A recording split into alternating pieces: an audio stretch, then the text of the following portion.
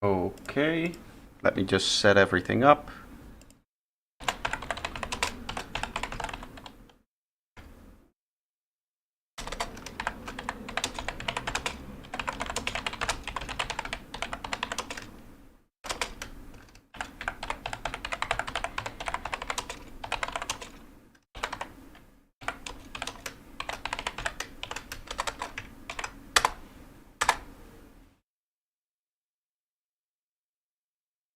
Okay, welcome. I'm Malogify. How are you doing? Welcome, welcome. Today I am working on a production and I'll play that. But I first want to talk a little bit about what we're seeing here with this delay control. You can see that there's this massive rack here with a whole bunch of multis, which don't seem to really do anything until you look here, where you can see that they're hooked onto a few different devices. What this allows me to do is control delays. So right now I have the standard setting of all of the delays being on, as well as them automatically stopping when I stop playing. So that's very, very powerful. So for example, here we have this delay. You can see that it's controlled by a controller. Multimeter is controlling this parameter. You can see it down below in the little bar here if I hover on it. So you can see if I play this one here, then we get the delay, and if I stop playing, it also stops playing the delay. You can hear the delay now. And now it stops the delay.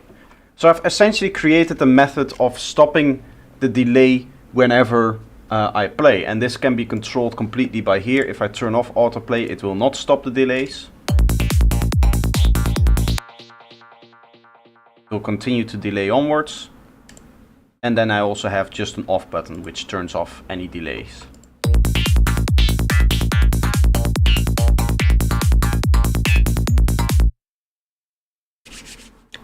Hello Greedo, how are you doing? So this is fairly interesting in the sense that it's all controlled by this envelope follower, which is triggered by some noise on there. So that's how I detect if I am playing the track. It's very creative. You can do a lot of things with this actually. There's a couple of things that I could do here. I could also create some more controls. I could, for example, do the same thing that I'm doing here for reverb. In those cases, I don't really need the autoplay, but I do need like a global on-off. So I could, with the switch of one button, export dry stems of my project. That would also be something nice to explore. But it does mean that you manually, anytime you add a delay, you have to manually hook it up to delay control here for it to work. The other thing that I've been doing in this project is using a delay controller. And what a delay controller is for me, again, delay is controlled by a multimeter or multi-multi. So it's controlled by the delay controller here, by one of these setups here.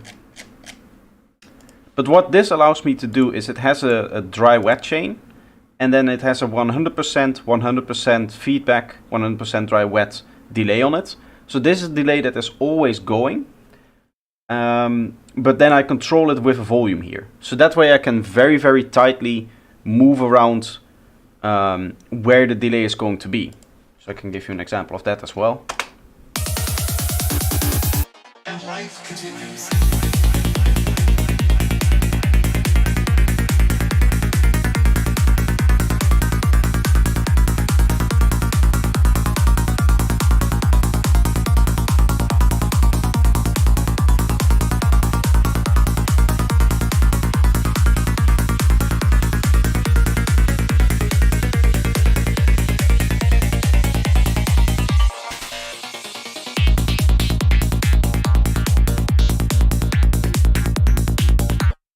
And you can see if I stop playing, then the delay also plays. You can see it in the spectrum. But you can see that I can control this delay very, very cleanly. And I essentially, instead of having to work with a feedback, you're essentially just working with a gain knob. And you can turn it up or down whenever you want.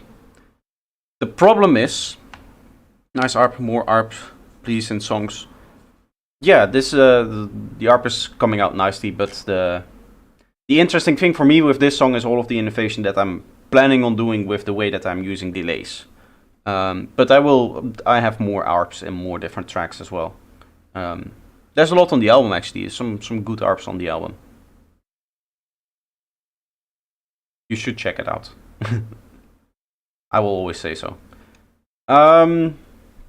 But what I essentially want to do is I want to control this delay here, not only with the delay controller, but also with the sounds that are playing here. So what I essentially want to do is I want it to quickly turn off right before the sound plays.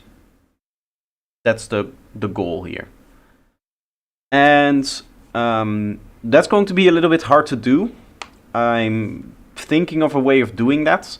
What I'll probably have to do is use an envelope follower here. I need a Max for Life device that can detect leading edges. I don't know if you guys are familiar with the term, but a leading edge, anytime there's a change happening, I want it to detect when it goes from 0 to 100. So for example here, if I boost the gain all the way in this one, there's a leading edge, it flips up. I want to detect just the points where it goes from 0 to 100. And then I want it to be a little bit earlier than that. So it needs like a look ahead. Now what we might be able to do is some fun with a compressor. Because a compressor does have look ahead. And it just needs to be like 10 milliseconds, right? It just needs to be before the point of... essentially, it just needs to, in this space here, turn off and back on again. Or even closer, like what is 10 milliseconds here, right? So in this space, I quickly want the delay to go off and then back on again. So this is the start of the sound then. So this is very technical, but I'm just experimenting, seeing if I can get that to work.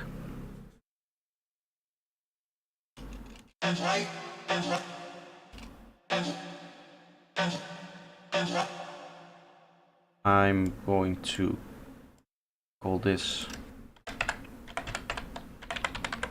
This will be detection, this will be...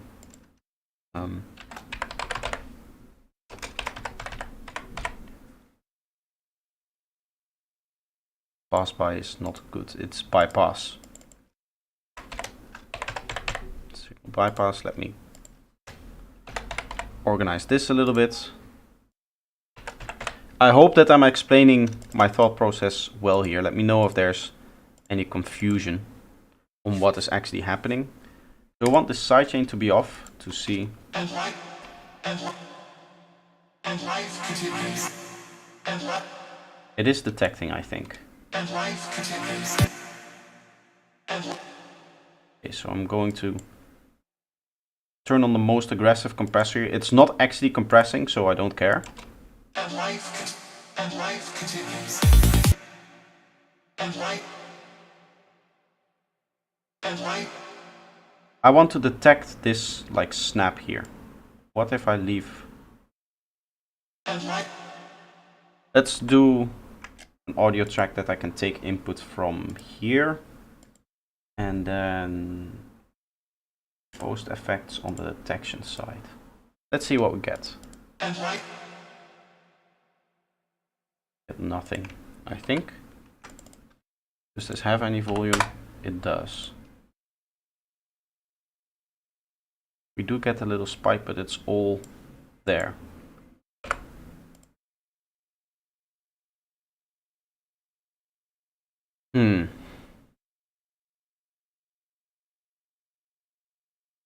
Because there's not really a way to look ahead, right?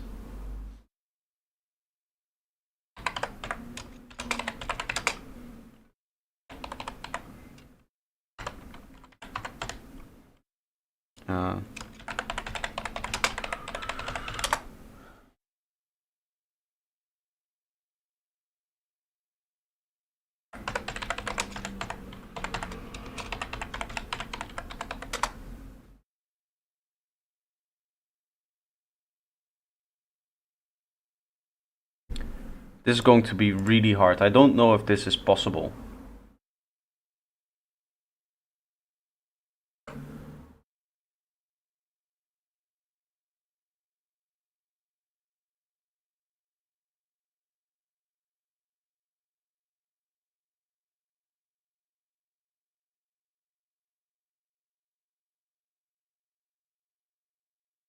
What we could do, let's nest another audio effect track. This will be what I'm going to process. I have an idea that might work with the oscillator here.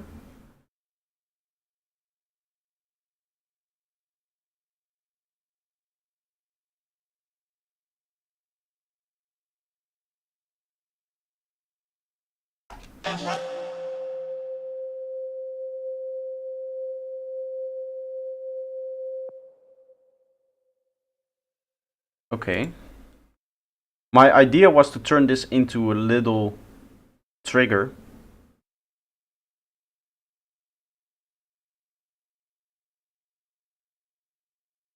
No,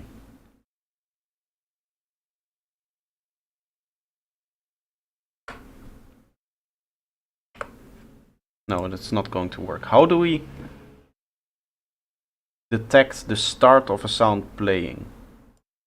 Let's first quickly look at this. If I put this here, and I go full gain and full fall.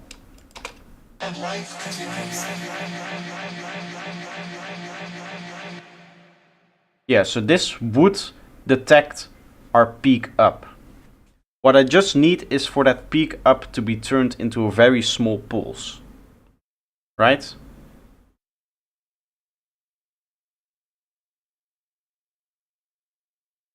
Anytime it goes up, I would maybe like want it to play a sound or something like that.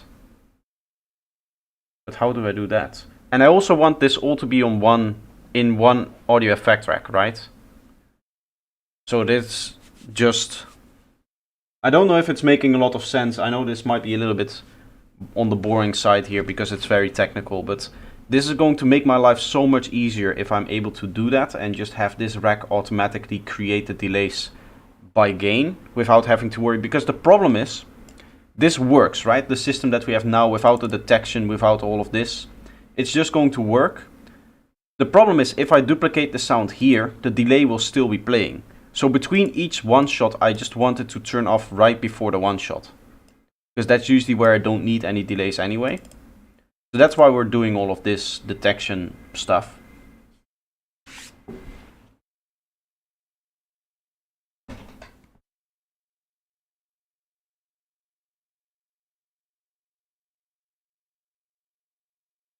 If I go into Max for Live devices, maybe there's something that we can use here, like a trigger. Max for Live trigger. Triggers MIDI notes.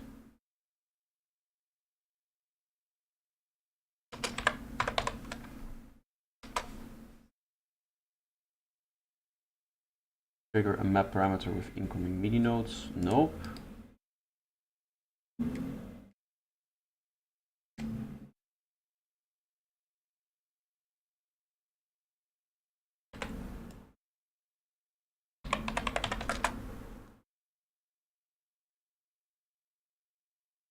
Generative MIDI device.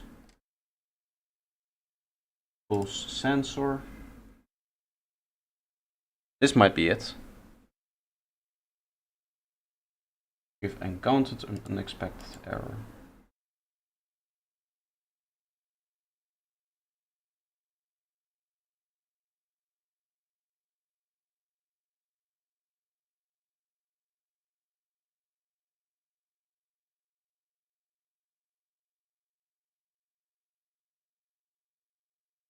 Oh, this has nothing to do with it.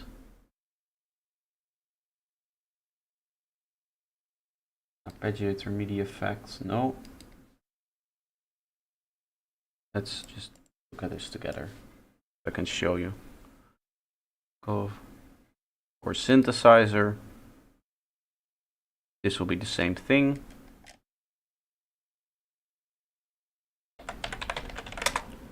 Maybe a trigger. These are all going to be MIDI triggers. Modulation trigger.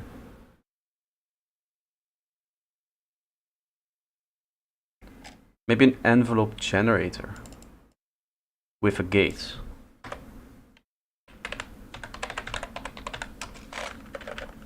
Envelope generator. Do I not have an envelope in here? ADSR. If this has a trigger, then we should be able to work with this, right? Trigger mode, if I go here, and we get a very short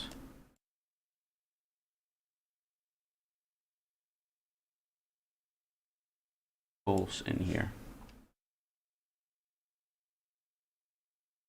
And life continues.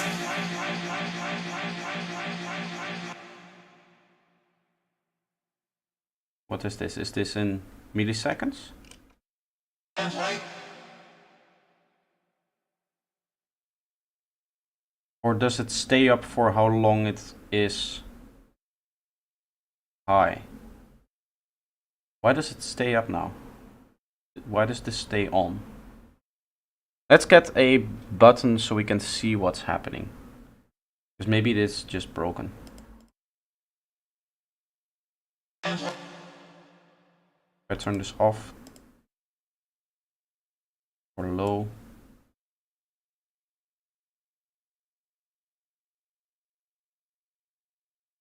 And life continues. And life continues. And life continues. And life. I think we have it. Nice. And life. It just quickly turns on and then it turns off. We can turn that into what we need it to be because it just triggers anytime the sound plays. Right? This is based off of sound detection. So we should see it turn off right when the or turn on right when the sound plays. And life continues. So the only downside is that for a few milliseconds the delay is not going to register and it's going to maybe create a click, but that's not, it shouldn't be that much of a big deal, and we can give it some, no, that doesn't work. That wouldn't work because it's unipolar, right? Or it's either on or off, so that doesn't work. And we needed to trigger the on or off because otherwise it just we cannot target the dry wet because that doesn't reset the buffer. We wanted to reset the buffer, which you do by turning it off and then back on. Okay, so the way that we do it now is that we need to send multiple things to this one here, which I think you do with values.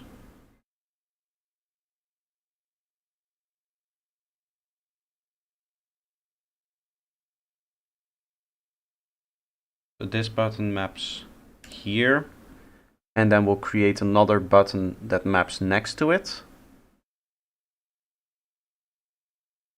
This button is so nice to show an indication of what's going on actually. This one goes here, and then instead of setting the delay control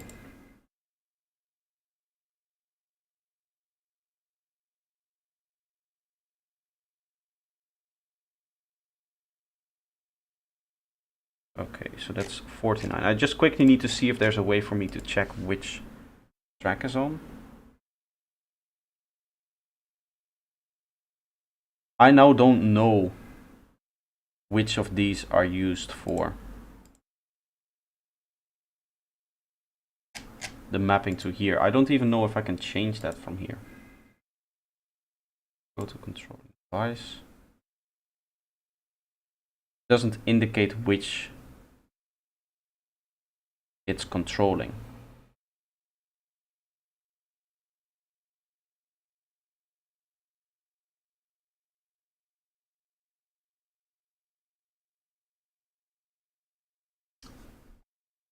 Huh.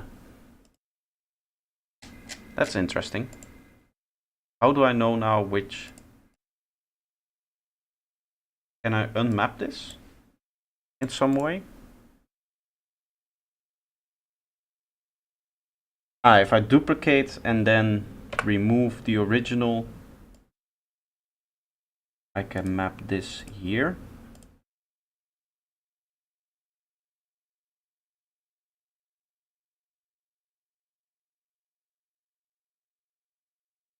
Oh, it has a selection process. I don't want that. I want them all.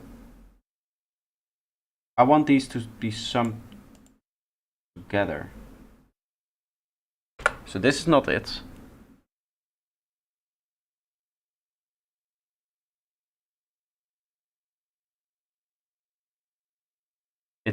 I think it might be the select here. If I do like this and then have this go the other way. Once this turns on, it will always go to 0, I think. It should at least do. And life continues.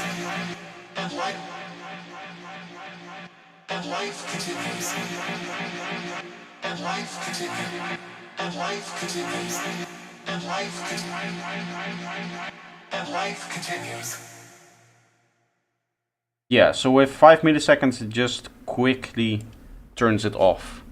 And now this becomes the button that we use for our controller, right? This maps to the controller. So this will be controller map. And I think I want this, yeah.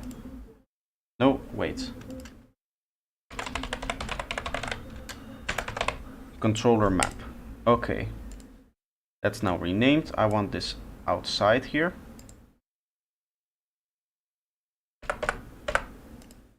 Control map. It shows neatly so that it's easier to recognize. This whole thing can be made small.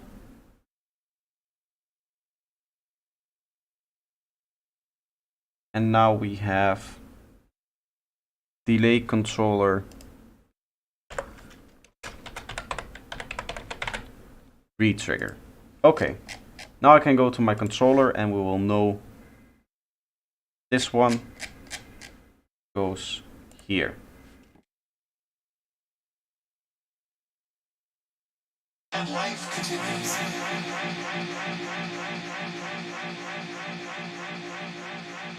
Okay, so this is very, very technical, but essentially what we have done is we've made it so that this delay is going to reset anytime the sound is played. Hopefully. That's something that I want to test now, because now I want to use it here. So this one is going to go, and this will be re-triggered. Just as a generic test, right? So we are going into our delay control, and we map this parameter, which I used there before, to here. Okay, so this is now controlled. We can set up our gain for this one here. I really should make it nice and cleaned up, I guess. 5 goes to... Let's set it to...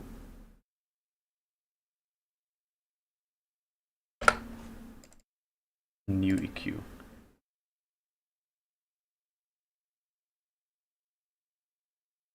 Just like this. And then in my audio effects racks, I should remove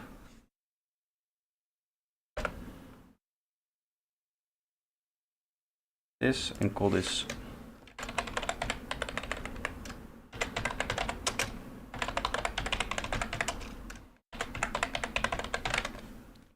delay controlled retrigger.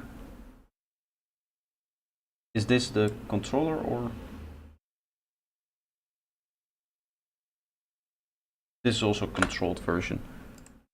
Delay controlled and delay controlled. And then we have the two controllers. Perfect. Okay, that's beautiful, that's working, hopefully. What we need to do now is set it up for this sound. And the way that I'm going to do that is I just want to have this delay come in over the sound here. And I probably want it to last right about this length. So this now means that I essentially have dB control over the delays. Right? So this sound will delay up until here, and then it will stop the delay when it goes to this sound, and then it will delay up until here. And that way my delays are very, very controlled, and I don't have to worry about delays getting out of hand or becoming too long. It's a little bit of an extra hassle to set up.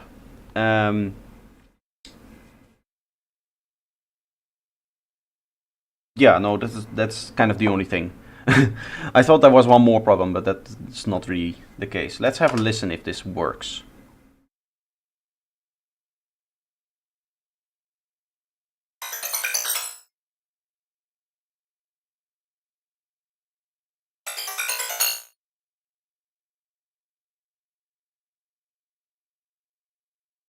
Input 2. Wait.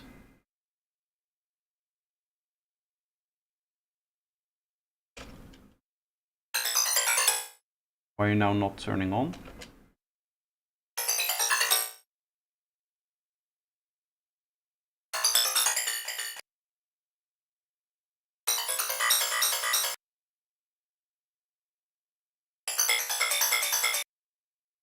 Okay, so it's no longer.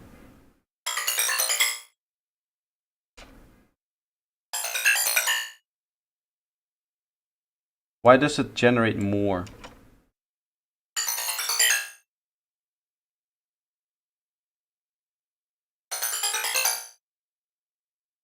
That I expect. I don't understand why it's now doing more than one detection here.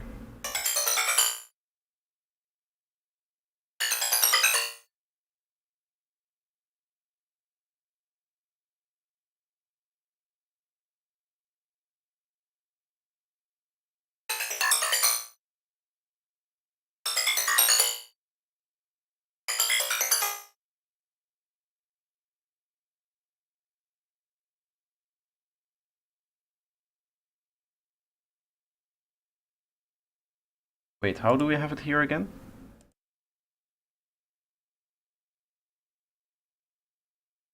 Okay, so this is... maybe the button doesn't save its default values. That's a problem. That means that I have to go in here every time to fix that. I'd prefer not to have that. Maybe I can fix that at some point.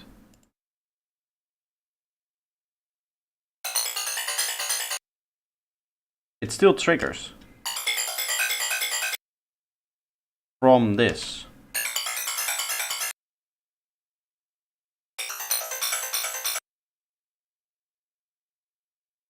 Hello Zendo, how are you doing? Why does this trigger?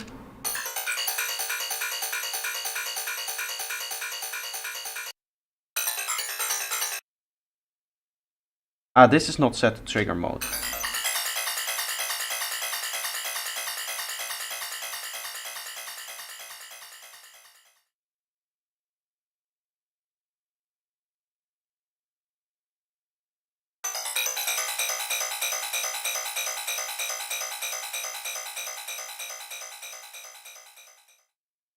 Okay, so that means, just quickly to test things, let's get this on here. Let's look into the wet, and in the detection, this needs to be set to triggered, and these two need to be set around. Maybe it doesn't save those. Maybe it does. Let's try it like this, recreate it. And now how does it open up? Wet, detection, trigger. Okay, so this stays, this does not stay. The way I'm going to fix that is just by forcing it the other way around, hopefully. I can do that with a fader. And I can do that by, this is set to the select. We map it to the fader, and we map the fader to the select, and this one is going to 100. So this now stays like that, which is hopefully good. We can go back into our audio effects, move to trash, and I can condense it like this.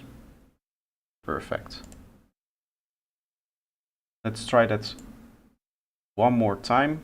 We'll do that on a new one shot, actually. Then we'll get into some normal production, guys. I know it's a little bit boring, all of the technical stuff. At least I hope it's not too boring, but I imagine it is, because it's very technical and doesn't really feel like it serves a purpose, but I'm sure that it will enhance my productions in the long run. And I'll make a video about it, and then I'll explain exactly what is going on. For now, I just quickly want to make a one shot that I can use.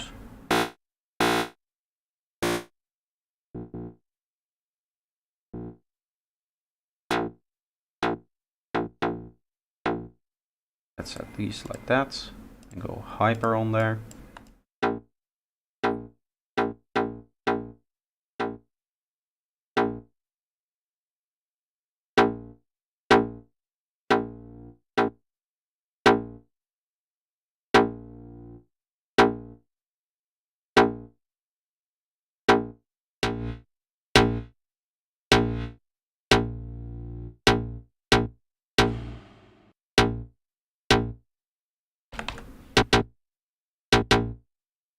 Give it a little more release, I guess. Ah, this needs more release.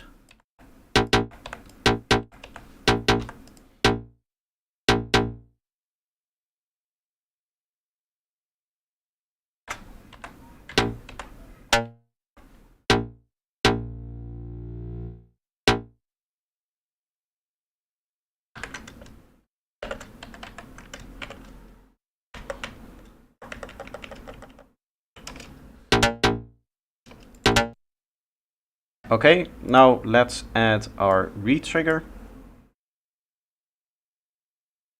We go into the wet. This button is mappable, so we go into delay control, map that to that.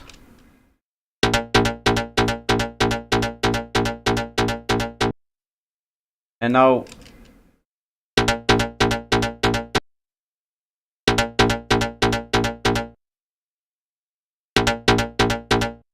if it didn't reset the buffer of the delay, we should be hearing more and more parts of the one shot. That's not happening, so we know that it's automatically empty or clearing the buffer every time a sound plays, which is exactly what I want for these kind of one shot things. And obviously for ARPs this doesn't work. There's also no need to, because it's one long continuous sound. For ARPs I can still just use a normal delay like this, like any normal person. But for any one shot, what I can essentially do is use this gain here to determine what the delay is going to do. So for example, here the delay, I'm going to have it come out of the way a little bit here, and then I want to go back to 0, and then I just close it off.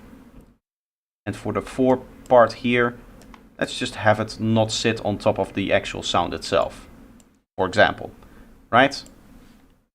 I also want to quickly add a bit of a chorus in here. It's always something that I kind of like to do. Little mix like that. We can EQ our delay.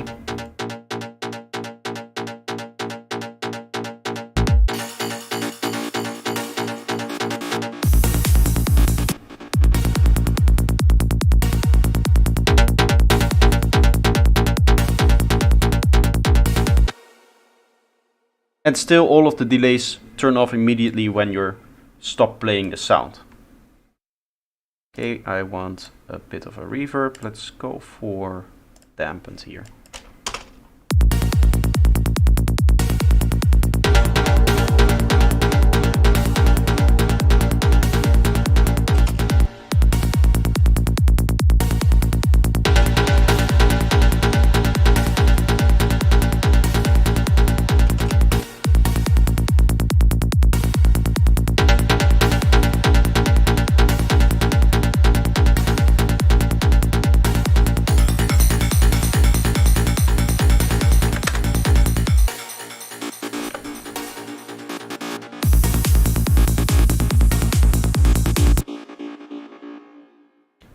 Okay. I quickly want to saturate this. I have been stopping with saturation.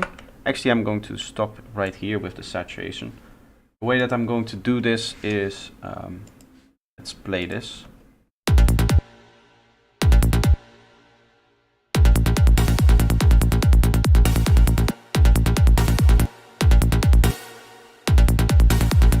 I see that it needs about 2 dB, 2.1 actually. So I go 1, 2.1, and now it's gain staged.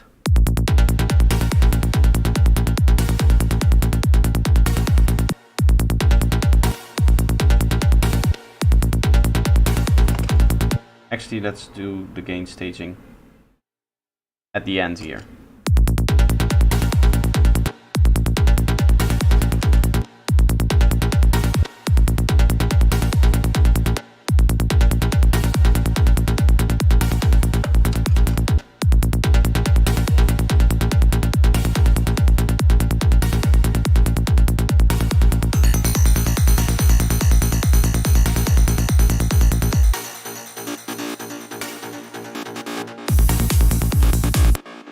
Nice. So now what I can do with all of these controlled delays is I can use a lot more frequency shifting, which is something that I wanted to get into quite a lot actually, because I do like the sound. Let's go 2000 on this one. And let's also try that on this one here.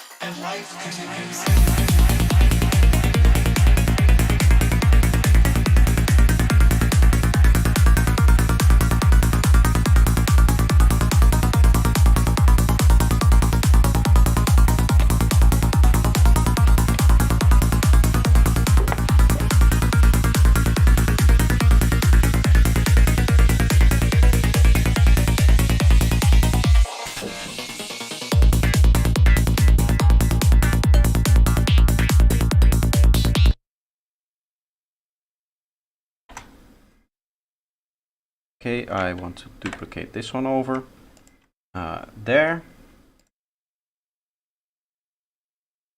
You see how much easier it is now to control your delays the way that I've set it up? I hope I'm getting this clear in the stream, that what I've just done is actually fairly huge for the way that I like to produce.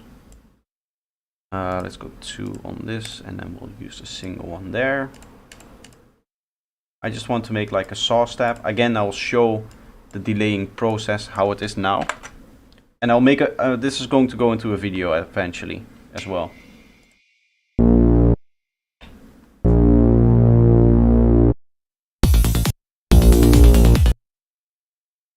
Okay, so I want to process this a little bit.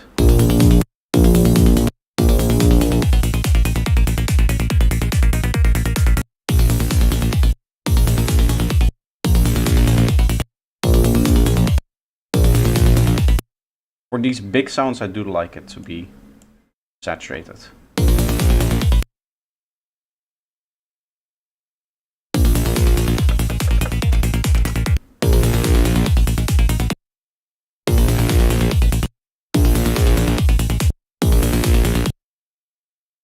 Okay, so now we add our delay effect. Re-trigger. We want this to auto reset because we're going to use it multiple times. We're going to go here and we're going to control the gain like this. For this one, I'll leave it on here and just go down like this. it should still automatically re-trigger, so that's not an issue. I can duplicate this, open this up, and then duplicate it like that. So we get a nice controlled shape, and here we can just leave it out. Perfect. And life continues.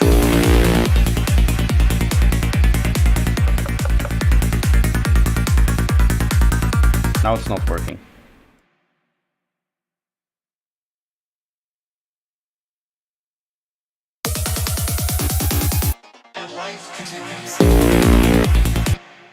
Our control map is not yet set up. Of course.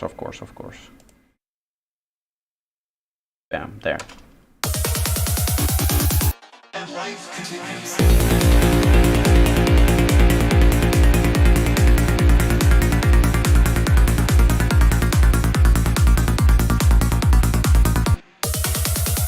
Hello, Mindbee. And life continues.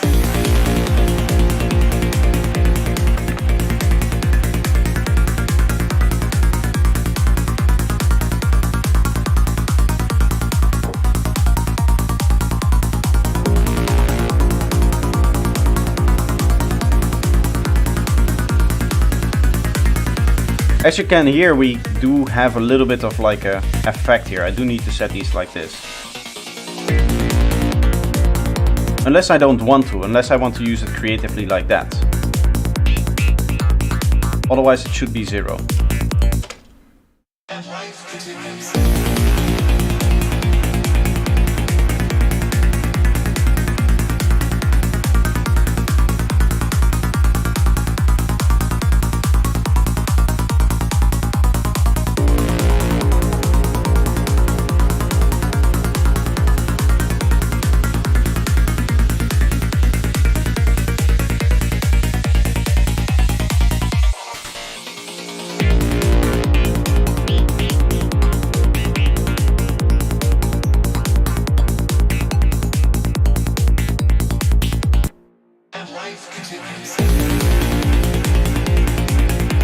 Okay, so this needs to be gain states +6.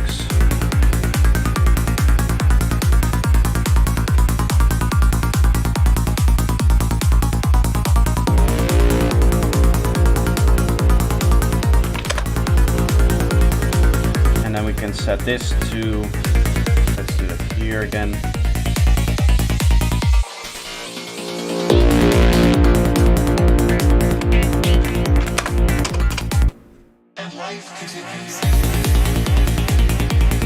Doesn't really matter if this is precise or if it's 1 dB lower or 1 dB higher. I just want it to be around that area.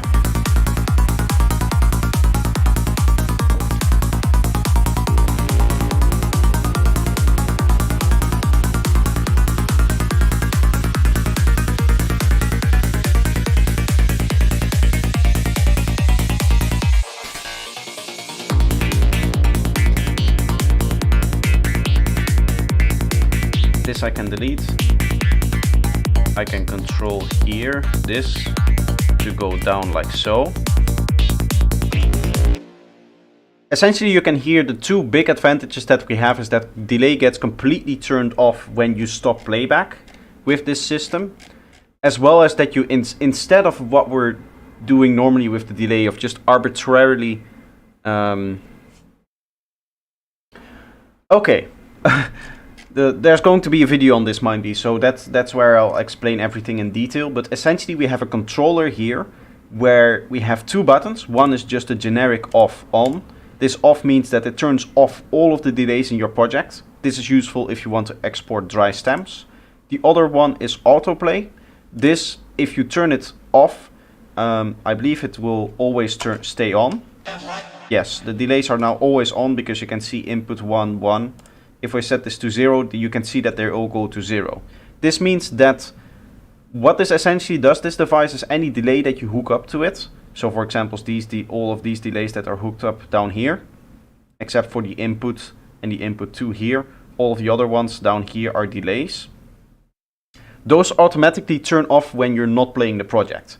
That's the first thing that this does. And this supports around about 42 delay instances that you can control with this one group here that I created, and obviously this is chained together, so if you ever need to in a project, you can just duplicate the last one and then chain another one in there, and then you're all good to go. The second thing that we created is this rack here, which does a bunch of different things. First of all, it creates delays with 100% feedback and 100% dry wet, so this is on a separate channel. And what that means is that I have a filter afterwards which I use to shape it, and that filter does not get applied in the feedback. The annoying thing about this filter here is that it's applied in the feedback, so it just continues to topple on the filter. This one doesn't. This is applied to the output, and therefore it just applies once to the delay, but the delay keeps on doing its normal thing. It's just delaying the whole signal without any filtering. And we essentially control the volume of our delay tail with this utility here, with this gain here. That means that instead of having to worry about feedback, I can do very easy things like this, going down a little bit in the volume and then have it go back up again and then turn it off here. The problem with that approach with 100% feedback is obviously the sound stays in the buffer, which means that anytime you play a sound, let's say that I have it on this chain here, it adds this sound to the delay, then it adds this sound, then it adds this sound. So whenever a sound plays, we need to reset the buffer. And you do that by just turning off the delay and back on again. Sorry, there's a motorcycle. You just do that by turning the delay off and then back on again. So that's what this detection is doing here. This is a detection, a very quick detection of every sound that is played. Anytime a sound played, we generate a very short, quick signal, and that just quickly turns off this one here, this delay here, and then it turns it back on again. So that resets the buffer. As I said, there's going to be a video on this stuff that dives deep into the device, how it works, how you play around with it, how you set it up. Same kind of video that I did for the bass recently. It's the same kind of technical stuff that I like to do. I've been really getting into the mod pack, which is all of the mod things here. I've been playing around a lot with different Mac for Live things. I downloaded this button today, which is absolutely great because it's a very nice big visual indication of what you're mapping to, instead of these small buttons here that you can barely see. But essentially what it just does is it makes sure that all of my delays are contained within the limits that I set. So the delay tail just follows this. And it should hopefully help me create cooler delays, because you can hear right here how it's, for example, working. If I play this, we have our delay. You can hear that it's just one time filtered. It stays with the same filtering. And goes down, down, all the way to silence. And then it goes again. Right, you can hear it fading up. That's something that you can traditionally not really do with a normal delay. But hopefully that helps it, for example, make this feel a little bit more exciting. And life continues.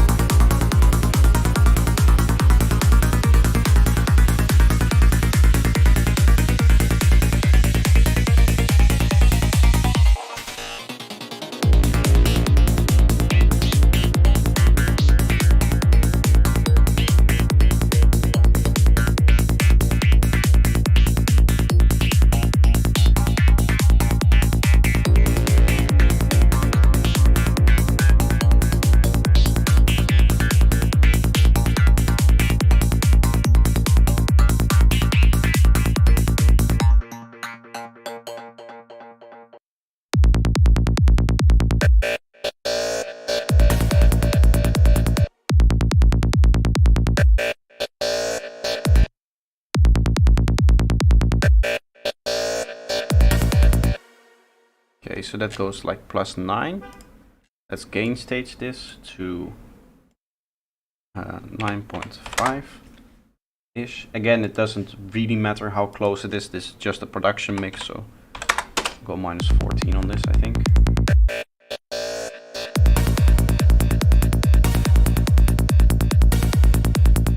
Dealing with a heavy migraine at the moment, hoping the painkillers will kick in ASAP. I hope so too, dude.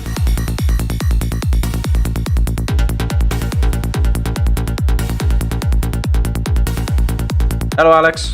How are you doing?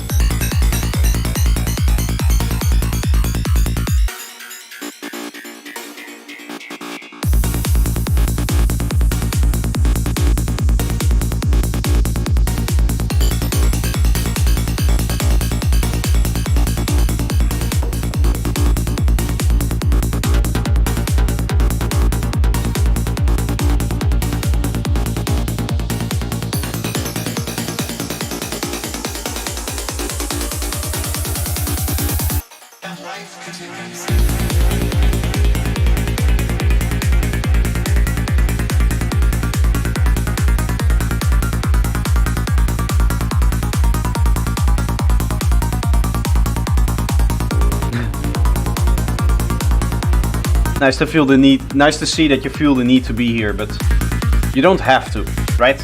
It's only because you would want to be here, hopefully.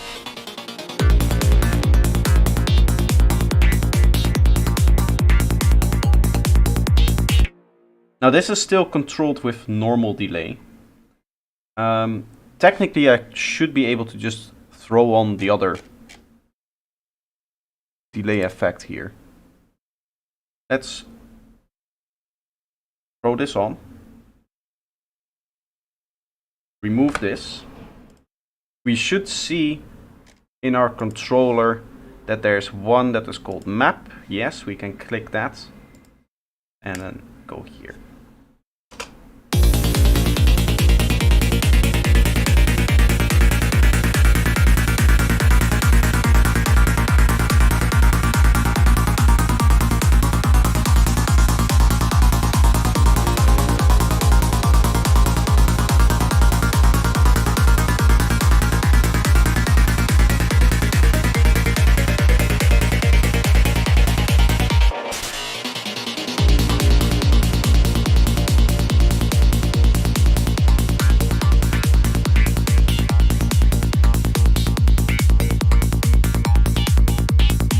What I could do on this one is just go like so that it doesn't stay all the way here. There's no need for it to always stay on 100 feedback, only in the parts where you want your controlled delay, right?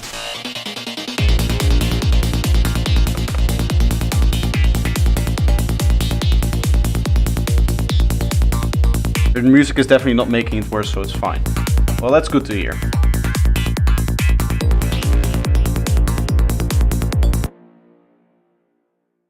I don't know if I like this sound in here. Let's try again.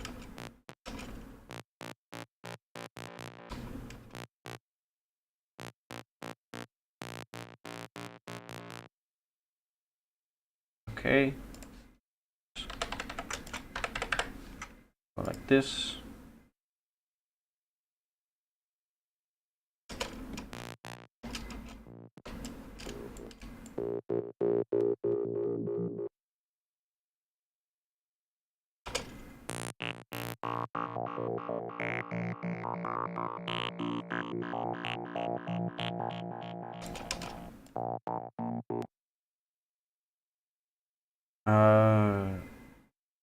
Here I wanted to do this and this.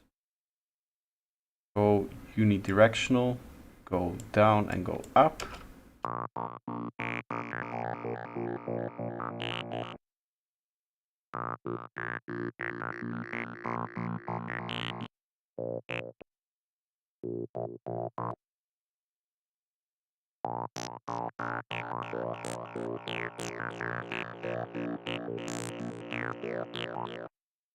Nice. So now we get the movement in there. That's kind of what I wanted, I guess. I will create a paste version as well.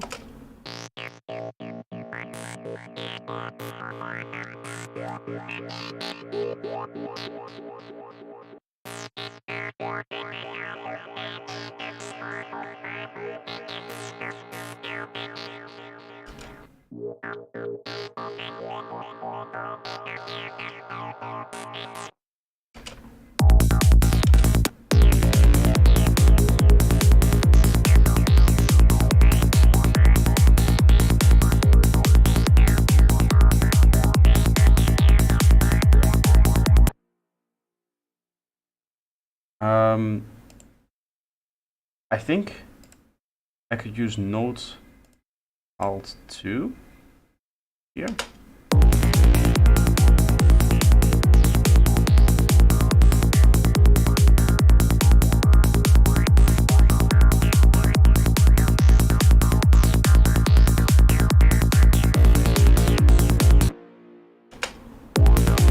Let's do a bit more. Let's go like 70.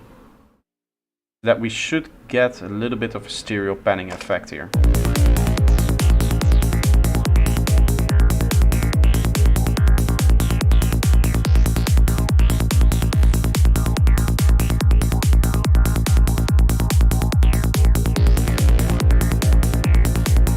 We then use BX Stereo Maker.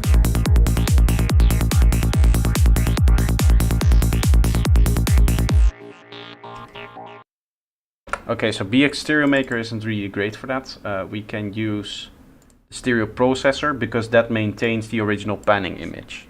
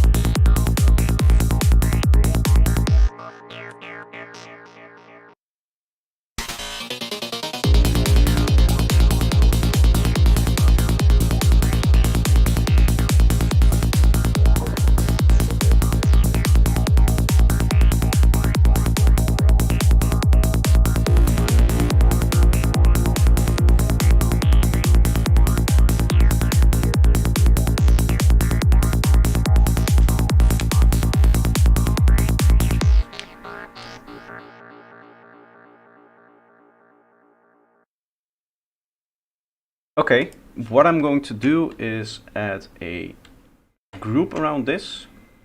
I want to make a few different grid synths in this section.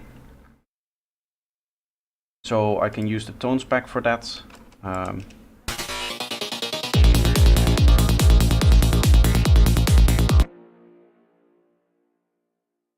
Maybe here.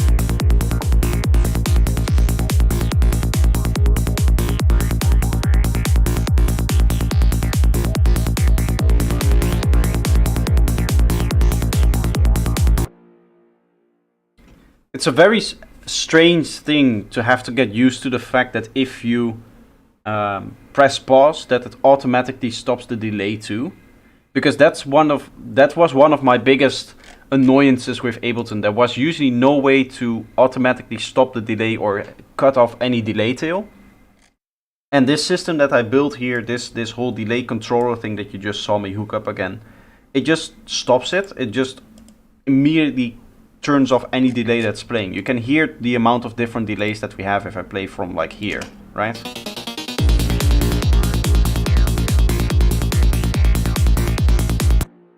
It just stops.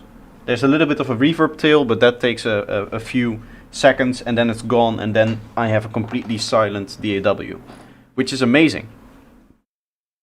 That's very, very nice. What I did want to do is maybe a little bit more delay on this.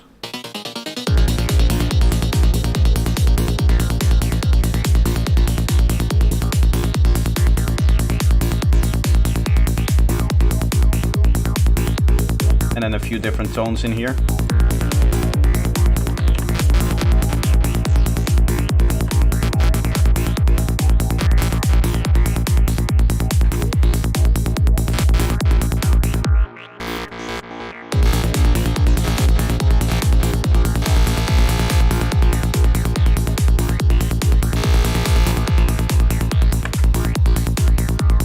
Oh, this needs to be set to ping pong as well.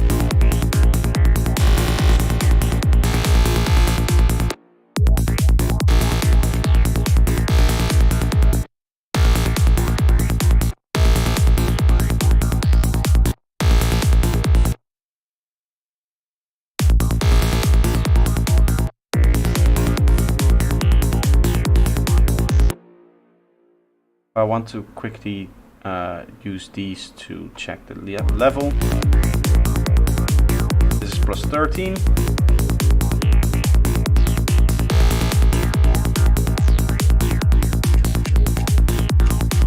$12.6.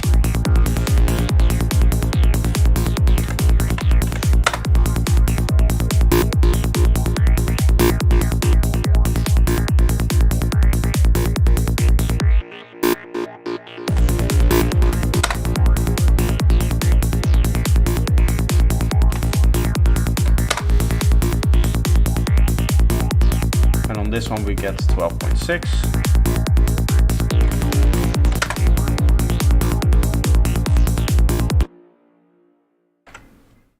It's annoying when you press stop, you quit the studio and you hear it creating an infinite loop. Also, to do that natively, I don't think so. Yeah, it's not natively done in Ableton as well, but I built this massive workaround here. As I said, the delay control and the other one, the whole device that I'm using here. This whole thing with the detection and stuff like that, that should make my life a lot easier, remove a lot of the annoyances that I've been having with delay. Especially because delay is such a big, prominent feature of Psytrance, where what I've noticed is that delay tails in professional tracks to me, especially for some elements, sound almost unnaturally loud when you listen to the normal echo, the normal way that echo, for example, creates its delays. When you have the filter on it, they tend to become quieter over time, even at very high feedbacks like 99. You don't get that bigger than life delay sound. And here I can just set, if I really wanted to, I can just set this parameter to 0. The wet here, I always have it a little bit lower to just keep it a little bit quieter than the original sound. But I could decide not to do that, and then I get also one of those massive delay tails, which I can then tame with the automation however I write it in here. And that's the whole goal here, is that instead of thinking about feedback, I now only think about gain for my delays, which is a nice change. I think this is the first production that I'm doing like this, so I still don't really know, but I think it's a very, very interesting development, and also therefore up their production skills, right? Because that's the eventual end goal of this whole system, is that I get better sounding delays. Because what it also does is it requires you to think for every delay that you add, because you have to manually set up this parameter here. It allows you, it forces you to think, okay, what does this sound need to do in terms of its delay? Not so much, okay, what's the feedback going to be? What's the bigness going to be? But I really need to manually insert the exact tail shape that I want.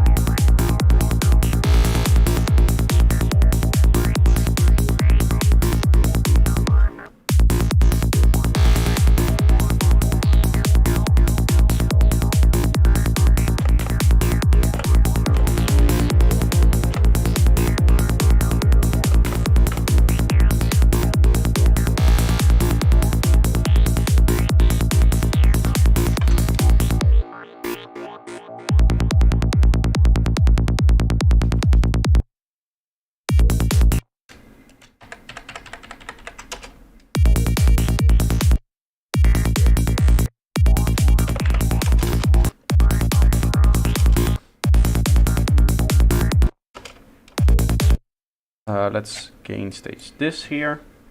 We can easily do that as well.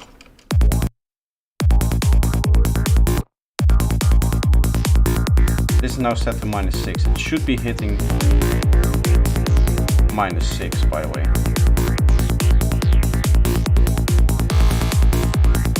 Hitting -5, so we need to take a dB off of this as well.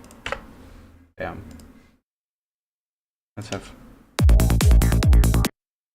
So this is 0.12 or 0.7.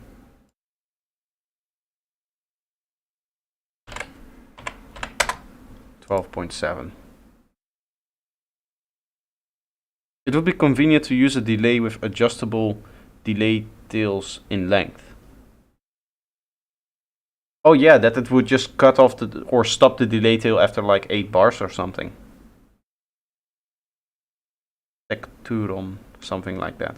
Maybe there are plugins that do this thing that I'm doing. But the cool thing about the rack, this thing here, is I can change this delay. I can take whatever delay here and just change it up. All I have to do is go into the detector here, into this select 2, and hook this up to the mapping of the on-off switch, independent of if I'm using a plugin or just the normal echo.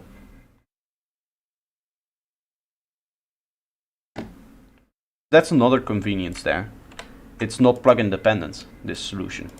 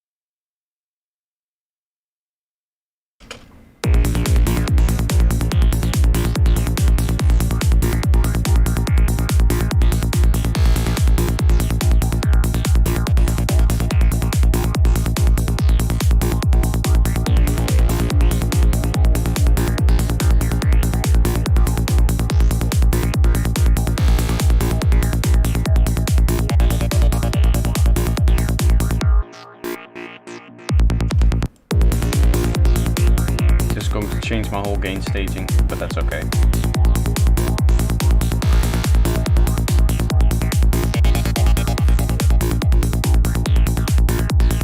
-7.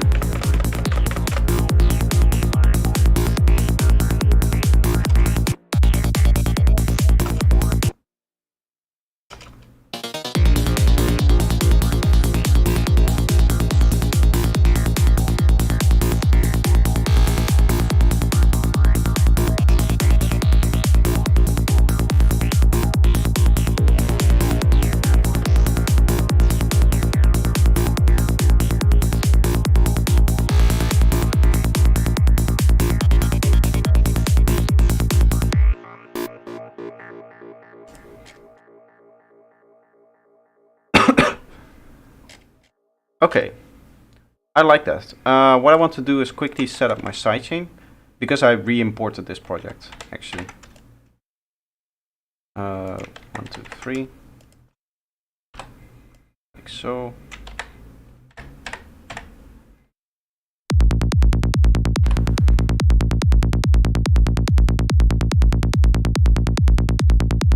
And zero this one out. That should fix all of the issues here.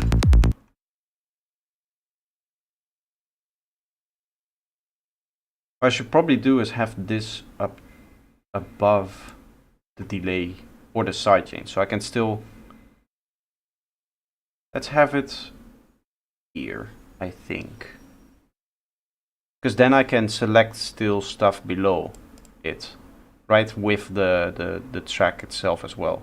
I can now go in here and just duplicate this over. I still have my master recording. Everything that I need is still there.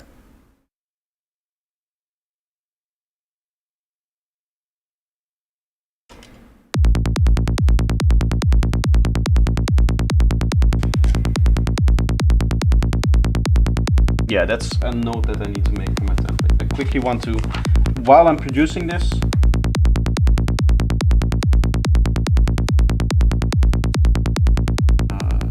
we also write down this video a day.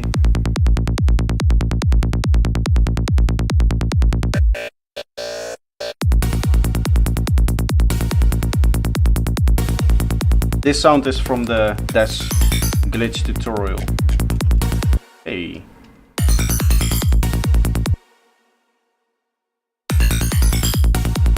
Why is this one not working?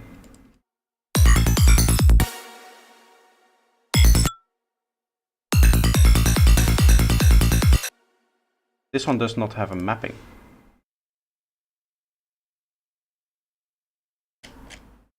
Strange.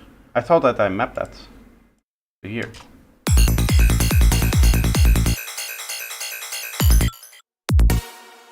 Why is it not working?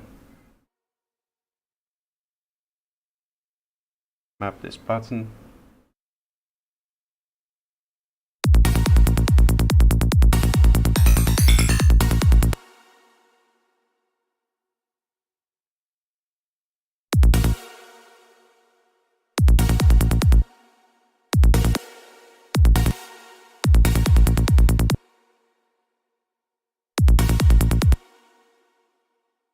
For some reason, the whole detection system broke.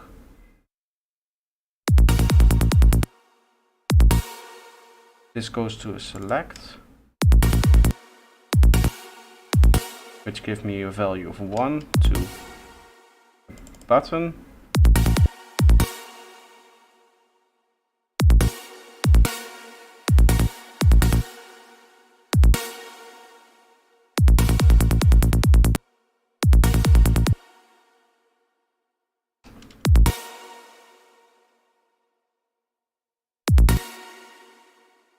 There's this map here.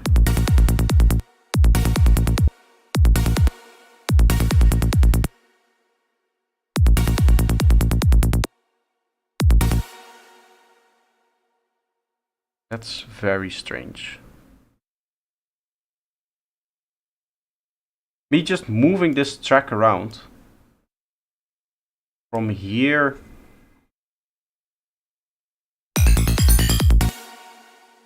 just completely broke the system. We map this to our button here.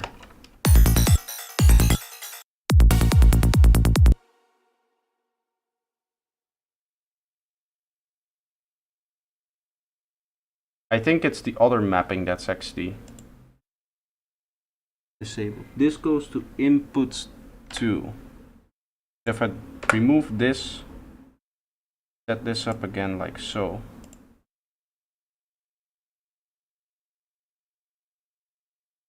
And now go.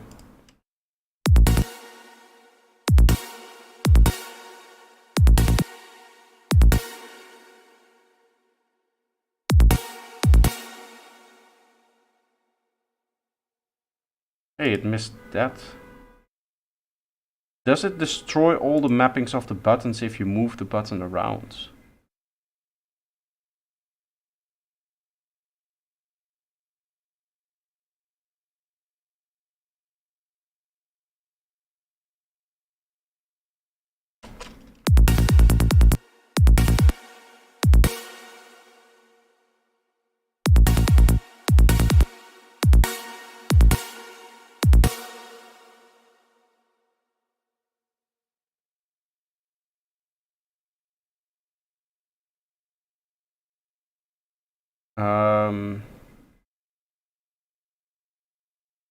Alright, this goes to max.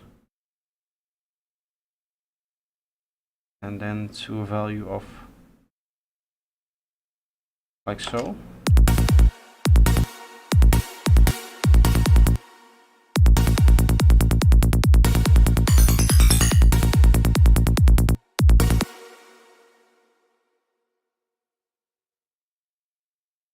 And now we map this to here.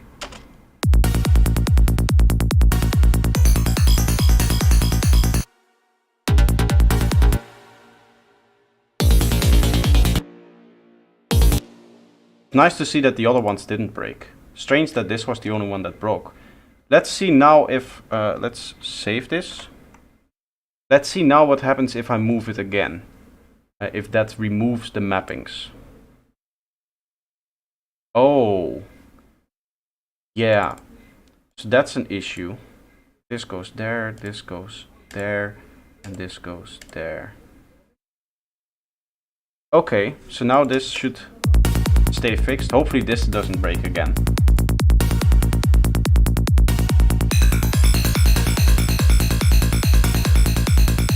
This seems to be okay.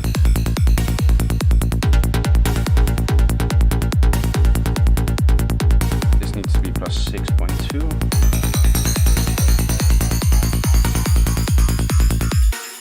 Plus 5. Minus 13.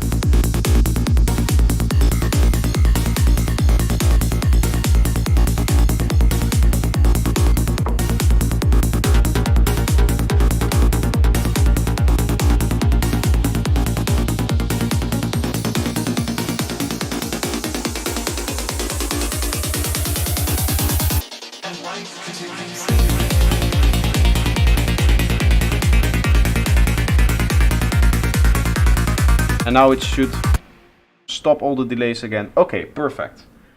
So in my template, what I need to fix is, let's quickly write it down for me. Delay control up. So for those who are wondering how the delay control is working, I'll quickly run through it. Now that I have it open and now that I was playing with it. The way that it works is that we have this inner one here, which is just a standard or simple control. If you click this, it goes on. If you click it off, the delays go off, right? So this is the basic. What this essentially allows me to do is it just maps a lot of different things here. And I use this one to split up, so that is not one that I use. But all of these are used, all of the maps in here are used to map to individual delay instances. So what we want is we just want the system to detect whether the song is playing or not. So we have this noise, which we detect with the envelope follower. This envelope follower then switches from an input that is always 0 to an input that can be 1. And this 1 determines whether autoplay is on or off. You can see if it's off, it should always stay. No, I did that wrong. Okay, so there's a problem here. This should be the one that maps to there. So this, remove its mapping to here. Now, how do we turn off autoplay? Oh yeah, this maps to here.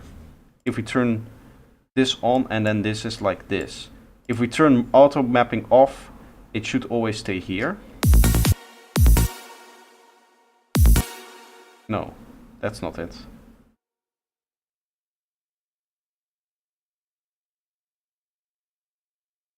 It maps to here. That's also not possible.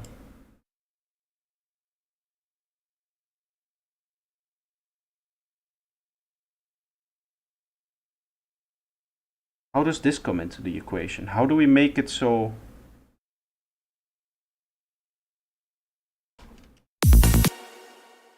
If we turn this off, it should always stay on. How did I do that? This should be an on-off switch.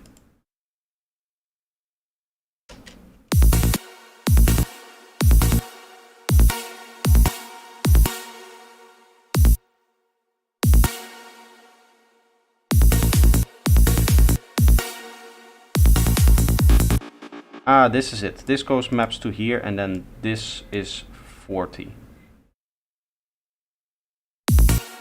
And this is up. We turn this off.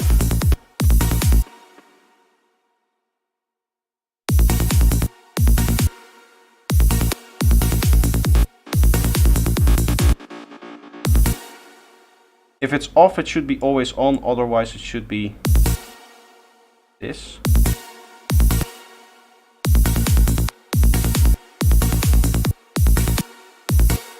No, I'm making...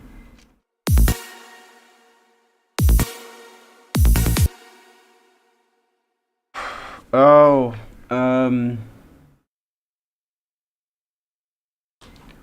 if the autoplay is always on, it should not select a different one.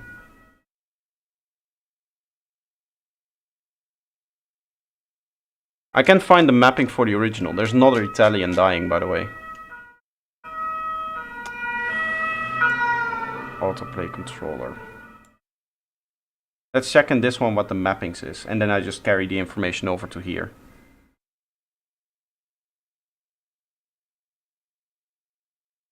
Okay, so this maps to the minimum. Ah, it sets the minimum to 100. Oh, that's very clever. Past me. So this maps to the Hello?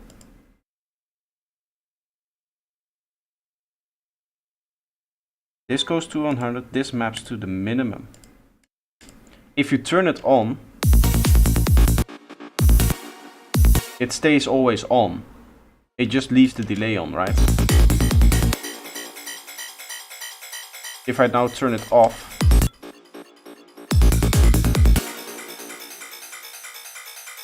and then this should be 0.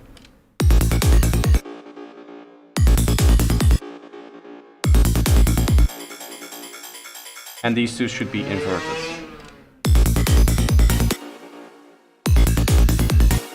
Yes, yes, okay. So these are our control set now. This closes and this closes. No, not that one. This. Like so. Okay, perfect. Need to go just now. Very cool, P. Thank you. Thank you, Colin. Nice of you to stop by. I hope this is all interesting. As I said a little bit ago, this is all very technical and very precise, but hopefully I can explain it in a way that is interesting enough. Sound design request, how you create a Doppler effect. Like this. We can make a Doppler effect like right here.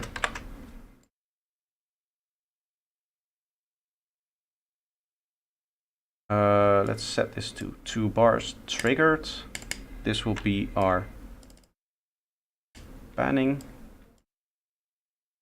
Like so.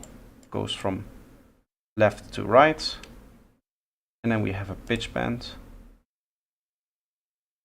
Go like so.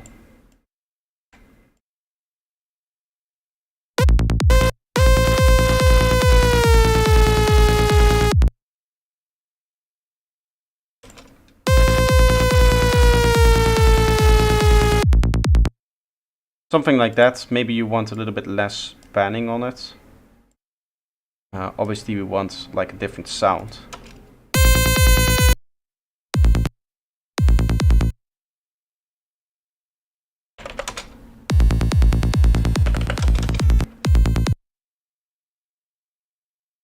You might go for like this.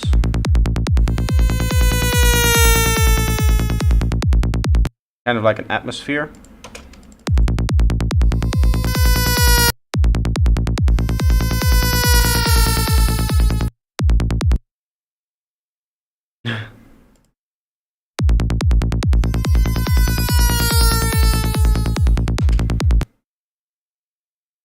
I will take an EQ for this and just go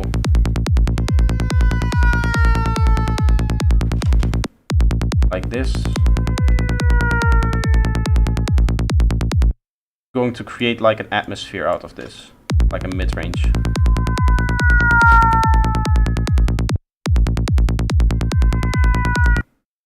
Atmosphere.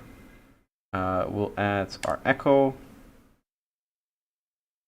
I can use, again, obviously, delayed controlled re-trigger. We set our wet. I can set different timings here as well. Let's go for 1/4 timing. This goes to our controller. We have a free input right here. Bam.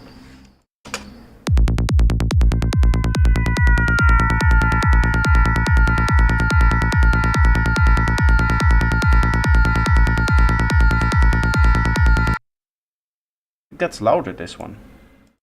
Why?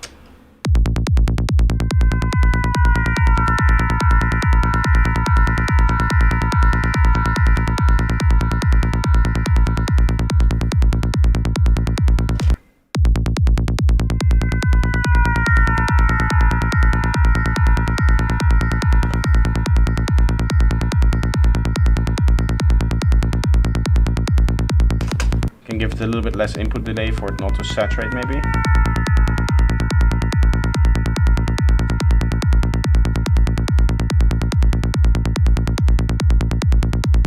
It still decides to saturate, so let's go 99.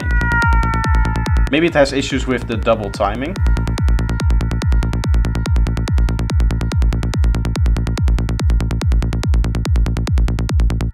I don't see how that should make a difference, but maybe it's just a little bit wanky. There are some things still to figure out with this whole technique.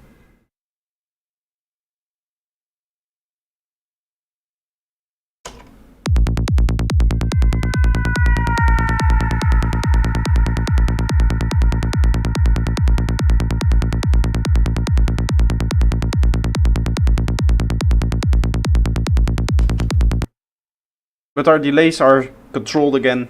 Very, very cool. Lil Davius, how are you doing? We can make some one-shots for this part here, actually. Stress test the mechanism a little bit more. We can create like a sweep up here.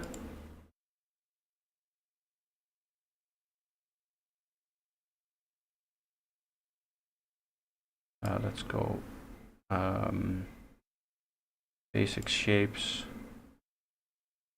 and then tone 0.77 for FM.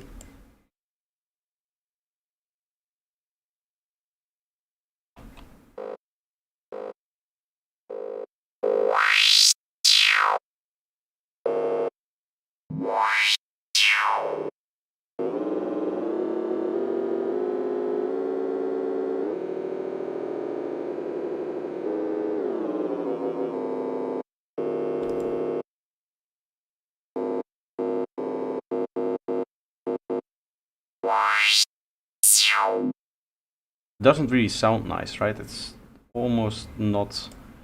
It should be like this.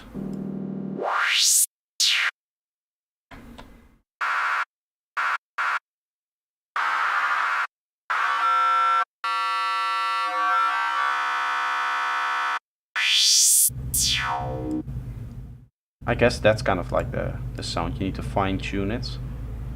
Let's see 77 now. That's nice.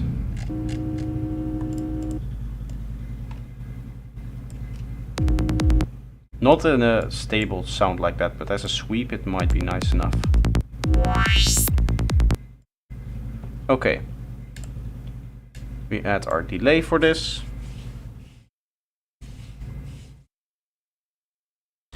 Do you guys know about the stretch and texturize technique in Ableton?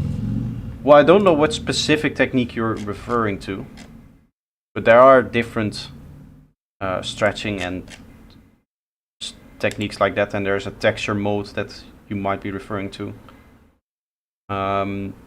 If you clarify a little bit, then I would know.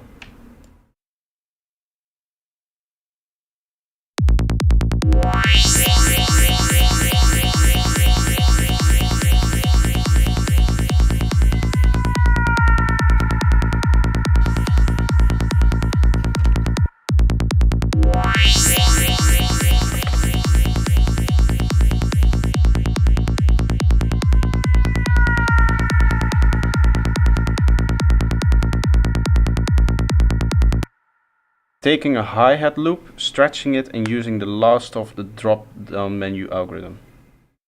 And with the flux and other parameter. You mean the Complex Pro version? It has also format thing.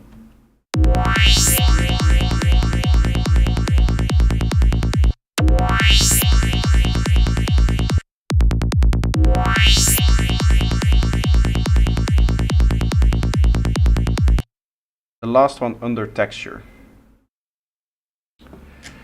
Do I have a thing that I'm warping? There's repitch. You have texture, which is flux and grain size, which is just granular synthesis, the technique then. What you're describing then is granular synthesis. That's the technique, yeah, I'm familiar with that. I've used that in the past.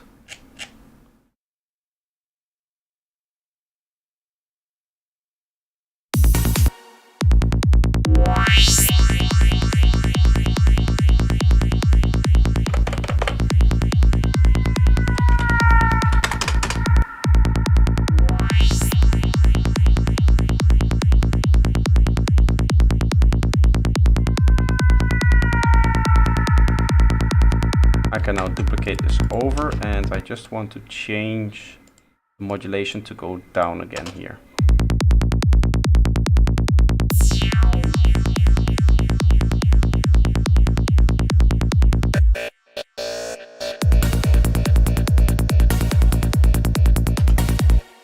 For anybody wondering what this sound is, it's from the video that Dash uploaded today. That's the whole inspiration for this track. These two sounds together.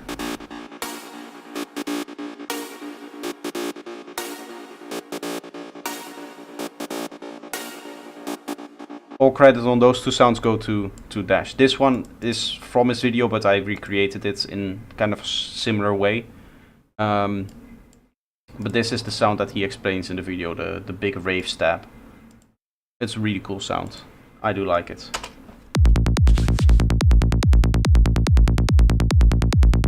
Forced beat loops. Yeah, it's a standard technique. It's fairly common.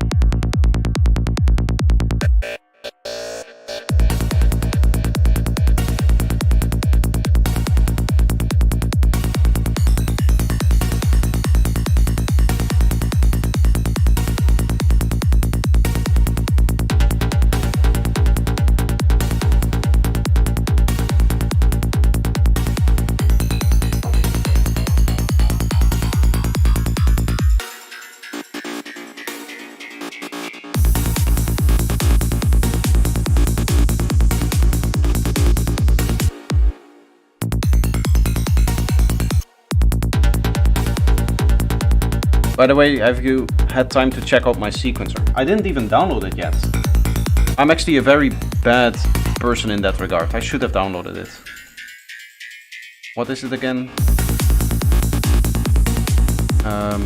R&D sequencer. Right? I'll download it right now.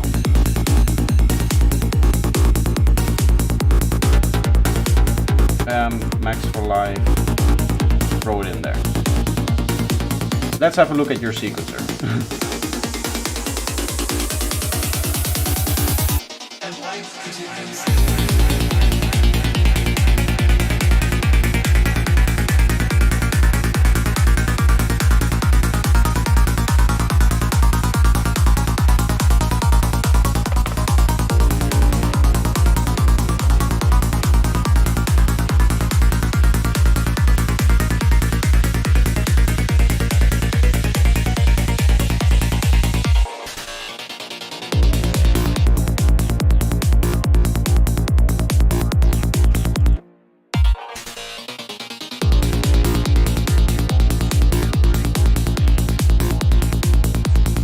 There's still the occasional problem with this, as you can hear.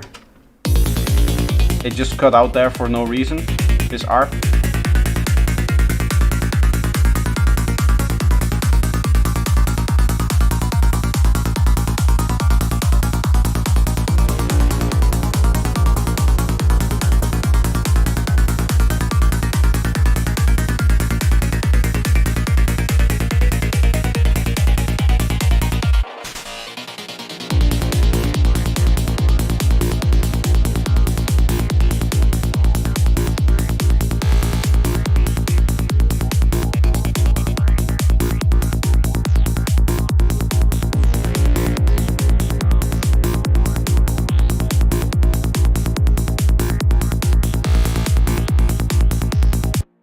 Okay, let's see then. Let's have a look at your sequencer. Let's say that I want to add some more bleeps and bloops to this thing.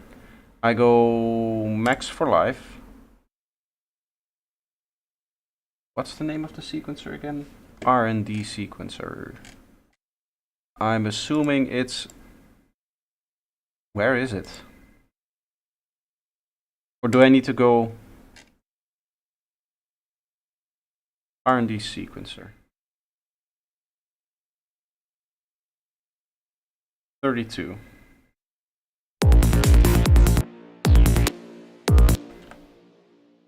It does not generate MIDI. It outputs MIDI. It's a MIDI effect. Okay. So Serum.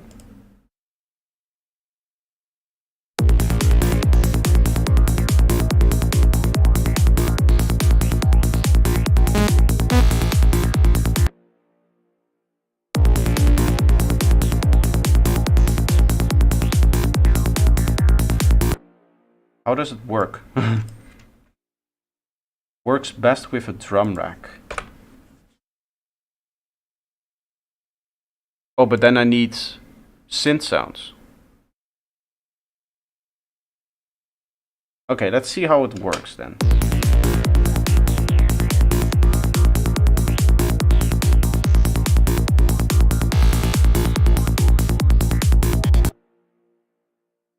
So if I fill up this drum rack with some synth sounds, does that work?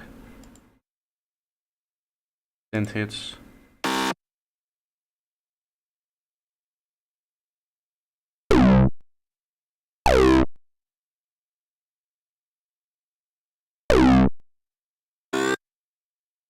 Let's get a bunch of different synths here.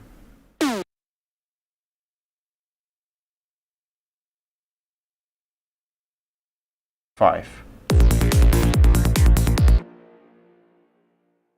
What does this mean, though?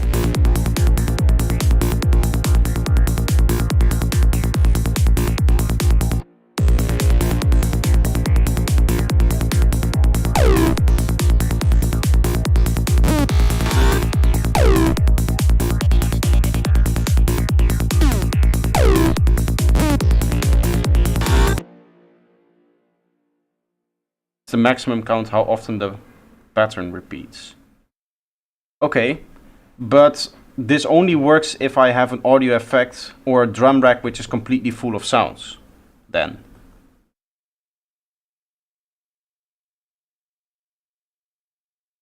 Yeah.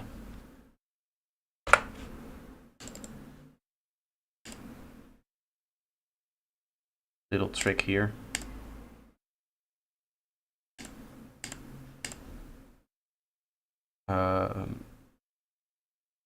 Let's leave that as saw wave. This goes +2 plus 10. This A sharp out of the top of my head, and then this goes to notes.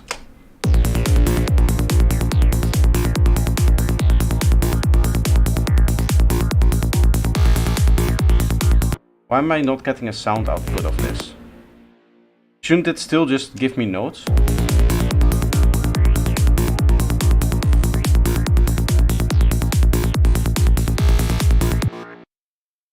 It is sending me notes and I can see them, but I'm not getting an output. Why? It doesn't do long, it still has a release.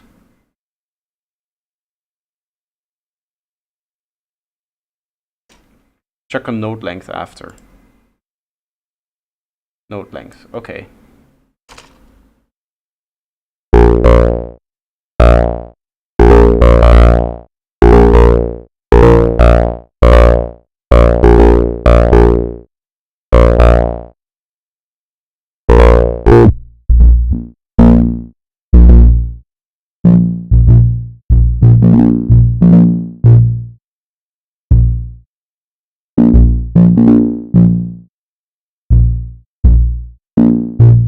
It's only playing in this quadrant area.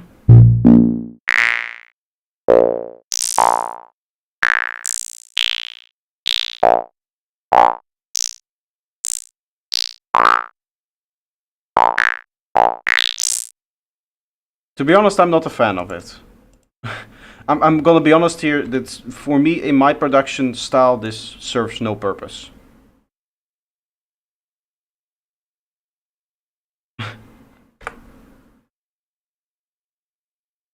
It's just one sample MIDI note. Okay. Yeah. To be honest, I never really use randomness in my sounds like that, in my generation. My randomness really sits in the kind of sound design stage, usually, and I don't like to randomly trigger sounds.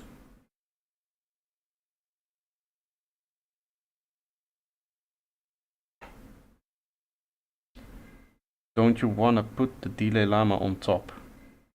Where is the delay llama? There's no delay llama.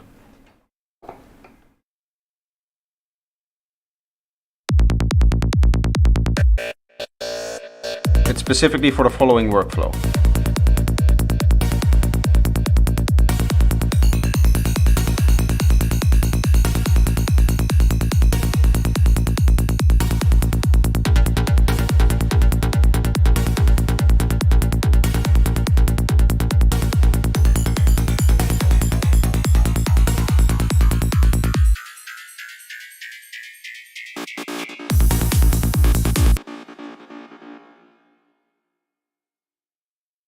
I can quickly add an echo here. Do one drum rack with normal samples, put macro on sample pitch, put LFO on the macro, and then go wild with the sound design afterwards.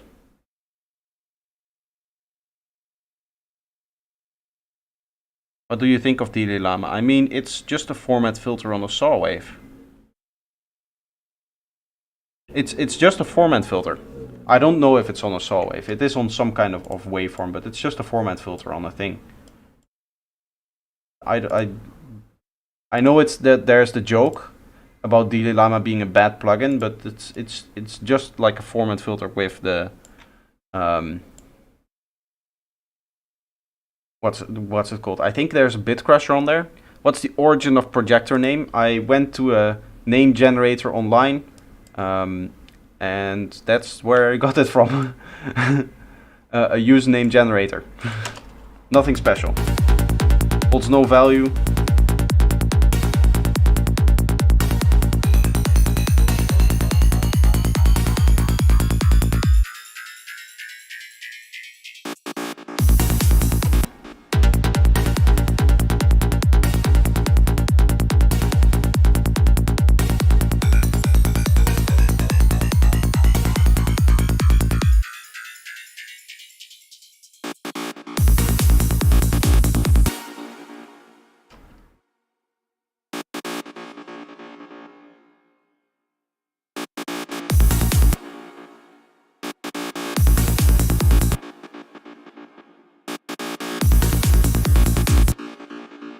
Here I want to do another stab.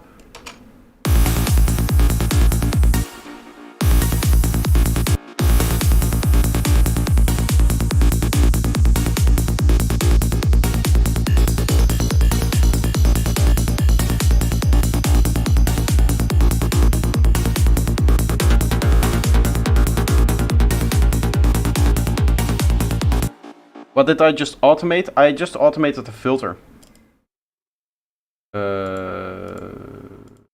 Here, this filter. But there's a shifter on here as well, so that's doing the shifting effect that you're hearing.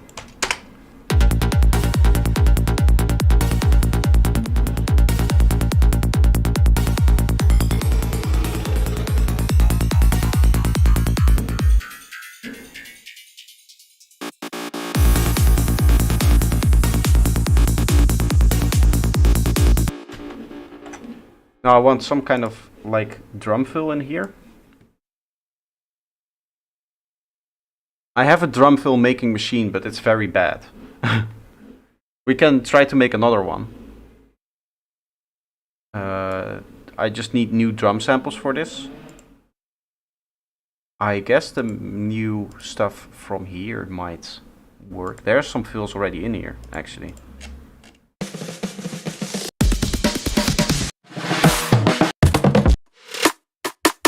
Yeah, that's all going to be very commercial. What I want is some percussions, I guess.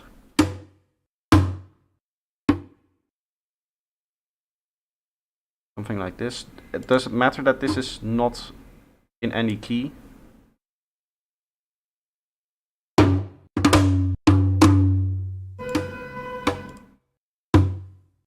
I don't think it will matter that this is specifically in those keys.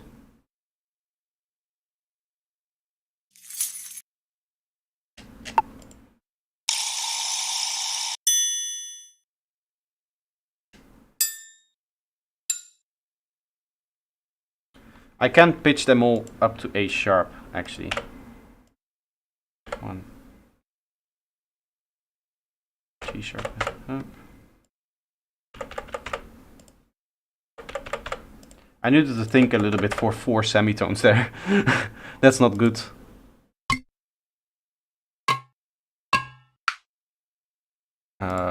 Would we have percussions mid, maybe?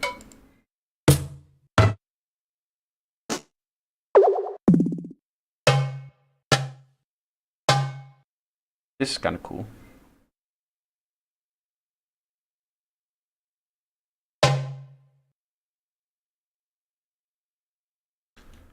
Controls, this goes down C, B, A sharp,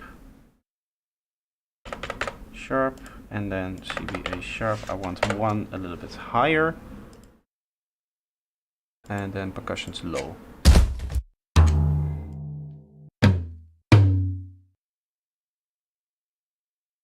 This one.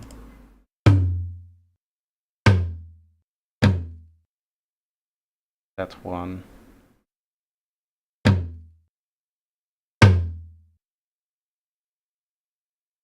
And this one. This is E, F, F sharp, E, F, F sharp, and this is F sharp. Okay.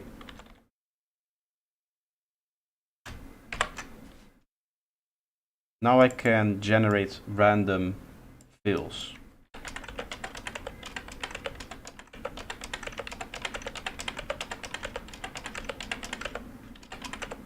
That's it. Okay, we now take our arpeggiator. This is a cool trick here. You just add a drum rack, arpeggiator, and then random other.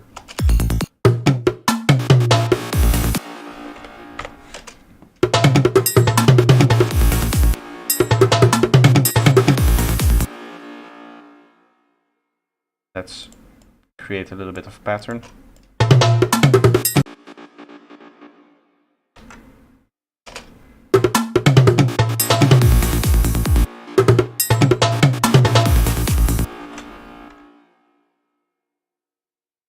How much of psytrance listen to when not working?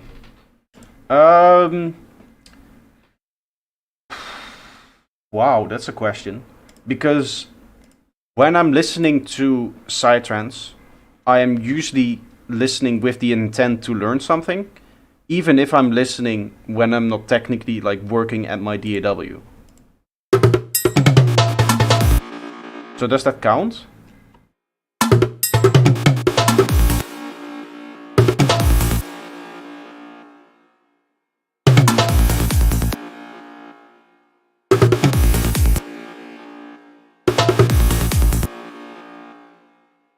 I like that. Let's keep that.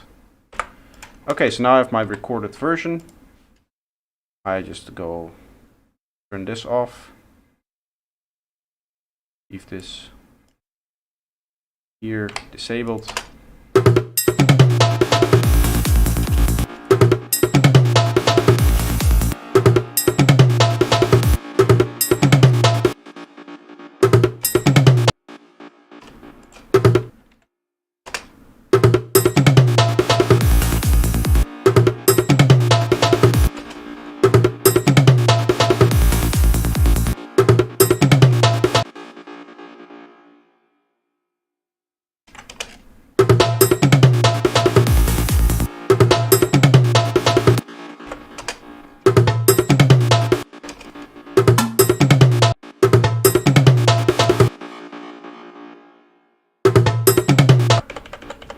little bit of editing is needed here.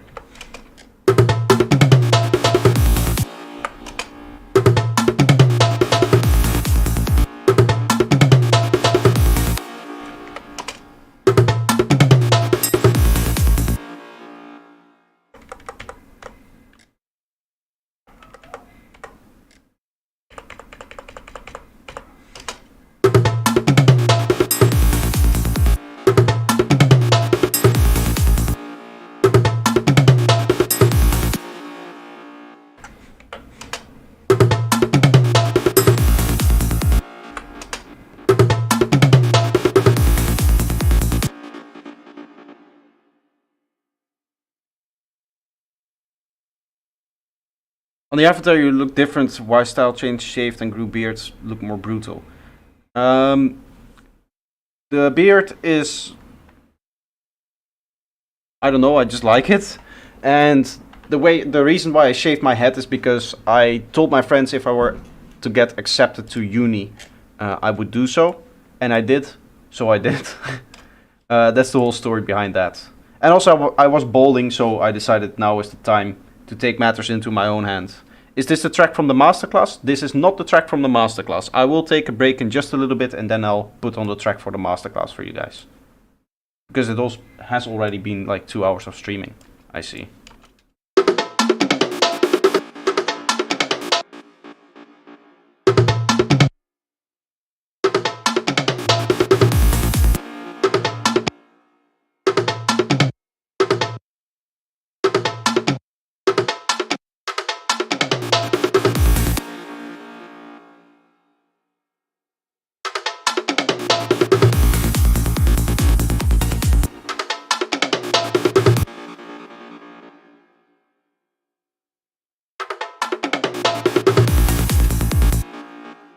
Nice, I think I'll echo this. The way that I'll do this one is with a little bit of intro or input gain as well. So here we have our controlled re-triggering delay. Let's add this to our delay control. Bam, this should now work.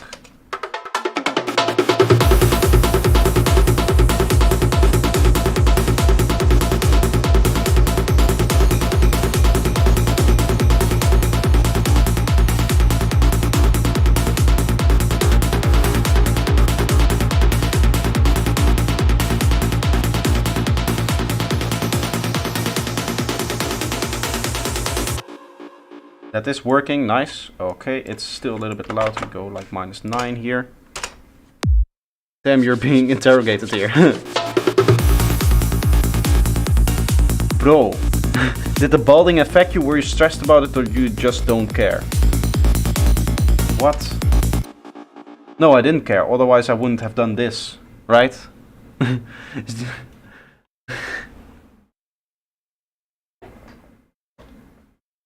Antonis, thank you. Nice to see you here in the stream.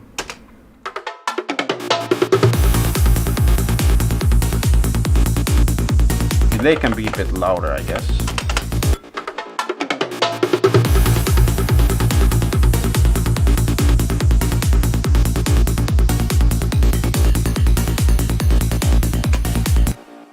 That's nice. Obviously the drum groove is still a little bit loud now, but I first want to saturate it before going in here.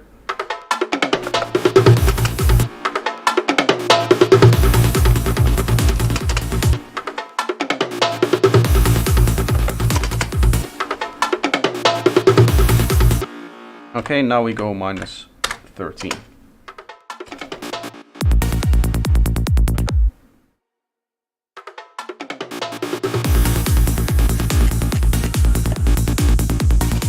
This should hopefully work with the build-up here. It's purely because different men react different to it. For me, for example, I can't imagine being bald. My head shape is not good for it. There's nothing that I care about less than the shape of my head, I think.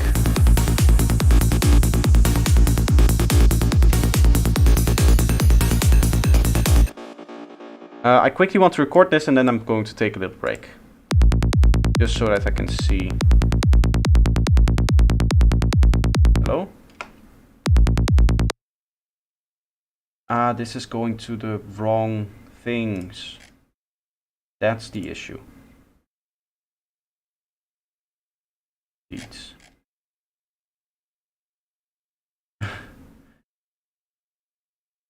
FBI.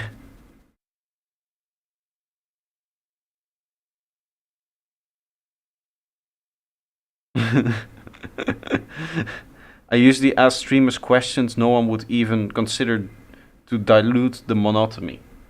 I mean, it's really hard to argue that my stream is monotonous or whatever the word is, or like consistently the same thing, because that's what you're trying to say in like normal people words.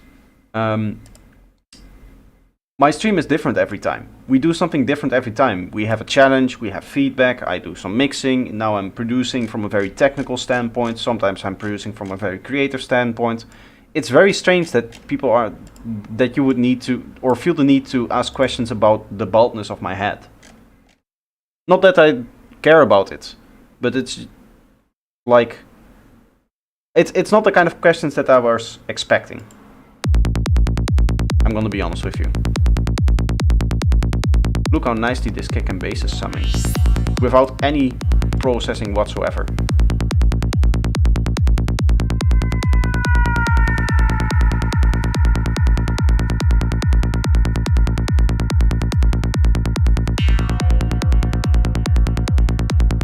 I'm not a fan of these 3 one-shots for the track.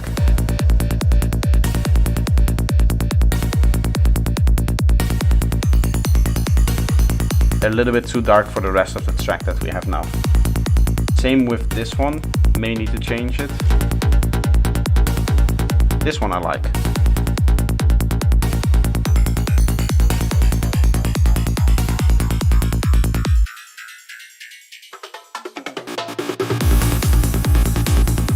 Here with a little fade and some effects, we can make that sound nice.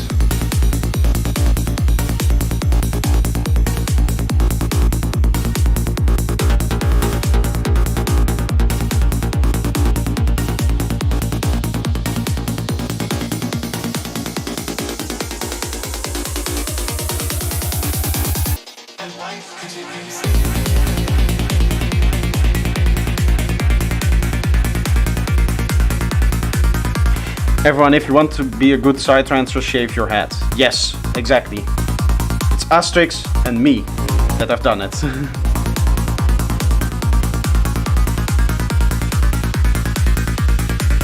Like knowing when it's the right time to bring up specific topics, instead of like random.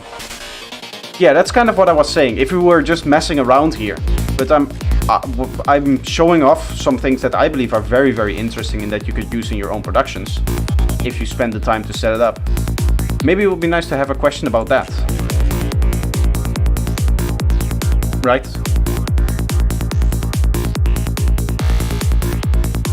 But we'll tackle that in a little bit. I'll first let you guys listen to the masterclass track.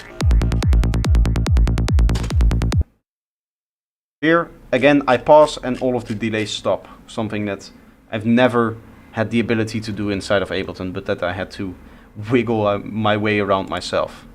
Okay, masterclass track, final master.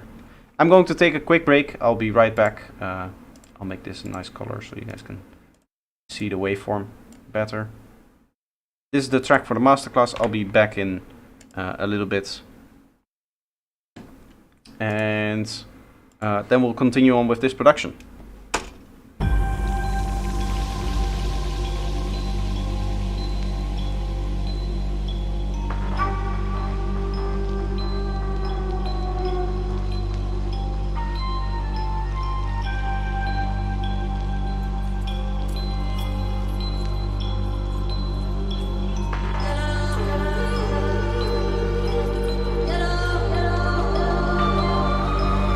I believe that if we are honest with ourselves, that the most fascinating problem in the world is who am I? What do you mean? What do you feel when you say the word I myself?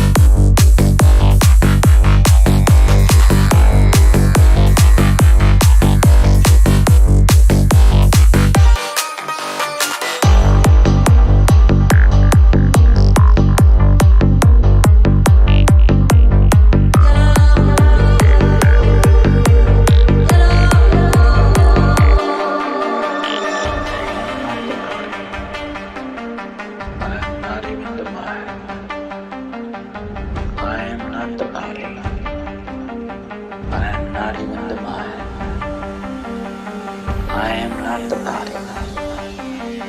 I am not even the mind. I am not the body. I am not even the mind. I am not the body. I am not even the mind. I am not the body. I am not even the mind.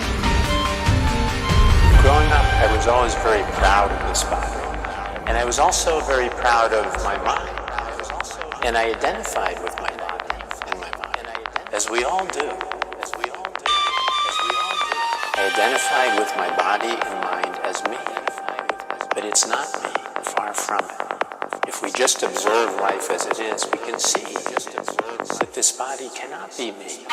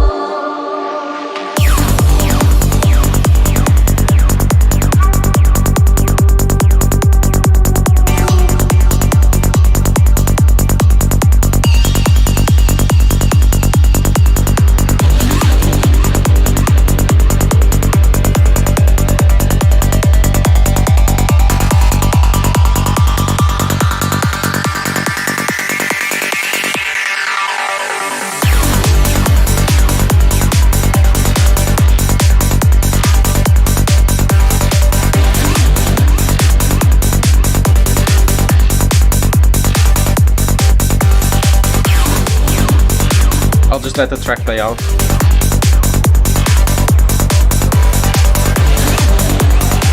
If you're interested in learning how to make this track, !masterclass will get you to the masterclass I put out where I go through the whole production of this track, the whole mixing and all of the mastering.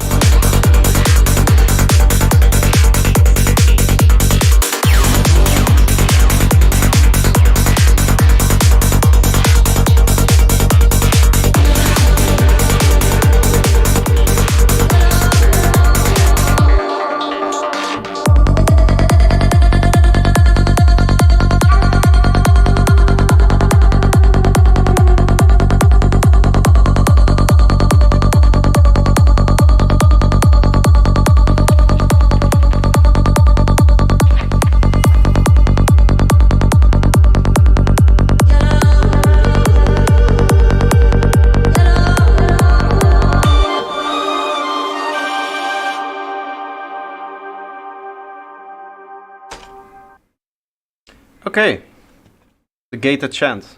Yeah, that's a very nice sound. It came from the Kashmir pack, actually. It's like one of the few samples that I just plumped in there, but I did do some editing to it. I used like pole stretching to make it a lot longer. So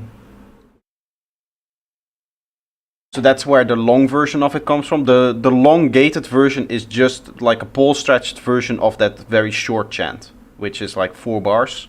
And I turned it into a 16 bar thing and a 32 bar thing, and I ended up using the 32 bar thing to kind of cover 2 sections of your drop in there. So that's how I used it, and I go through like the whole process of like doing that. I did it in Audacity. Unfortunately, I could not record myself using Audacity because I use Audacity to record. So I had to cut the tape, make it in Audacity, and then show how I import it and back into Ableton. But I do run through like the process of then importing it and making it fit into the track and stuff like that. Anyway, also for those who were interested in the masterclass but weren't sure what they were getting, I did update the description of the masterclass with a list of all of the chapters. So if you go here to, for example, full edition, right now you will see that here there is a description of all of the things that are in the masterclass. So if you're still interested in getting it, but you were a little bit on the fence because you didn't exactly know what you were getting, this is what you are getting within the masterclass. So this is the full edition. It also says right here, so it's the 24 hours of video material, the Ableton project for the production, you will get the Reaper mix project, you will get the mastering project, and you will get the production stems in the full version.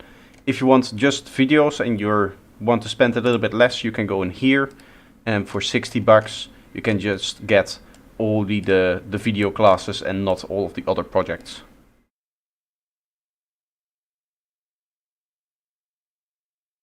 Yeah, Audacity is amazing for the software. It's nice and open source. It's very nice on the CPU. I'm actually going to get into distributing open source software when it comes to my YouTube channel. I've made a GitHub recently,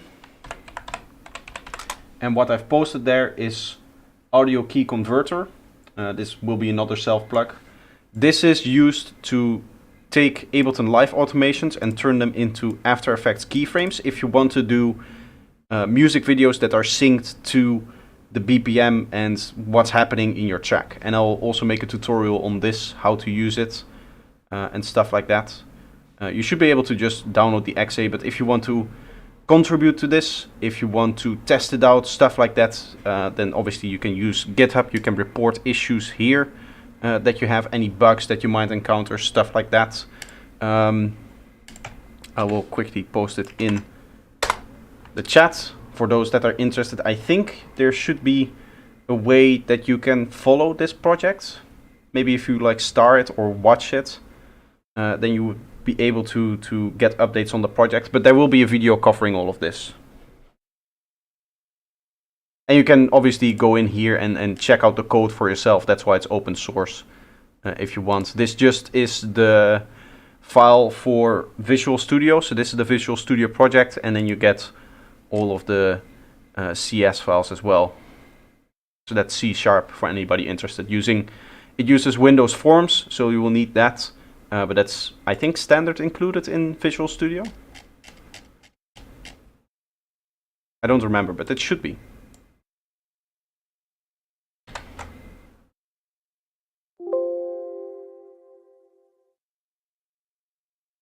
Page not found. Why not? Is it private? Settings. Social preview.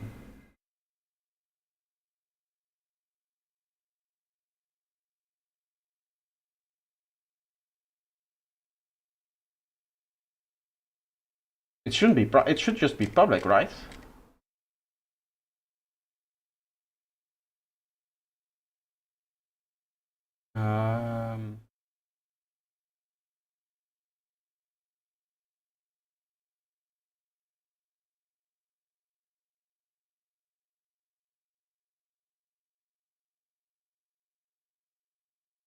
I don't even think I can make it private. Can I make it private? Code security and analysis. Where do I see whether it's private or public?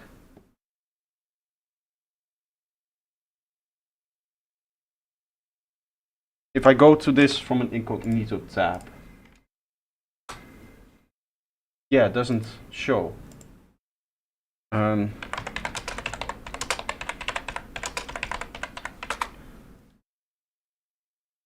Under repository names, settings, danger zone. Ooh.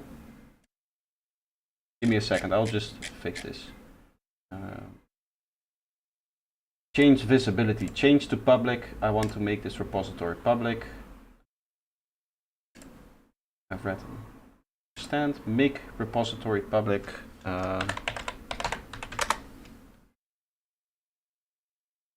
I think now it should be out there. Can you test again? I can test again. Let me copy link, go to incognito.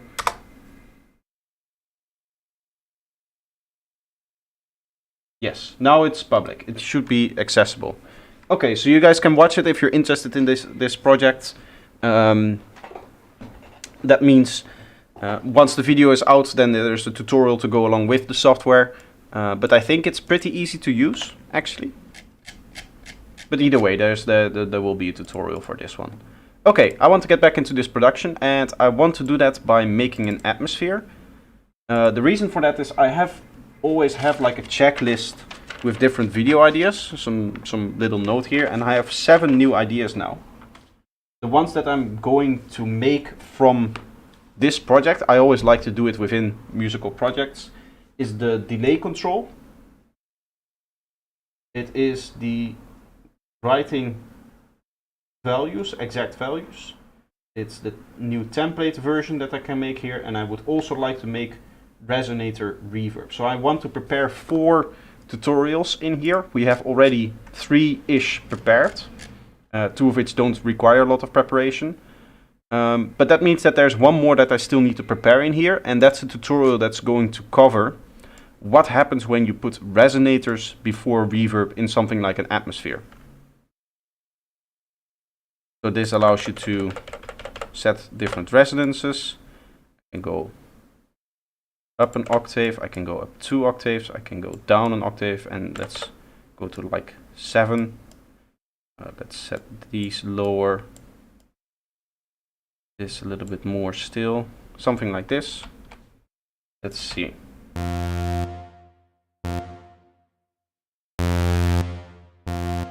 The idea of this though is that we create a dry and wet for this. So this will be the dry and this will be wet, which means that our reverb is going to go wet like this.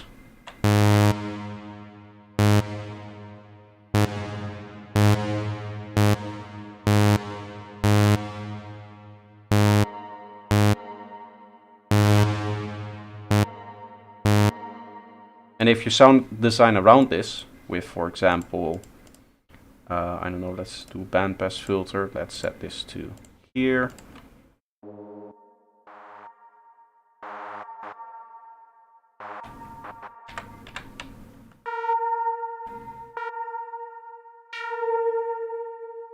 Get something like that.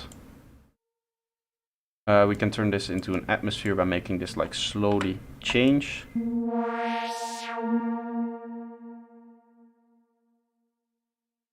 Let's put this in here, for example.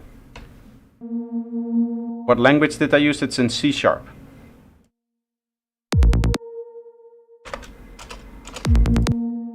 Because I wanted to use the forms, because that's a very easy way to just make the interface for it, and I didn't want to spend a lot of time having to build my own interface. So that's the reasoning why I use that. It's not... Forms isn't the newest of the newest anymore, but it gets the job done and it just works on Windows. There's also like cross-platform solutions and stuff like that, but I wasn't really interested in that. I just wanted this to work for me, to be honest.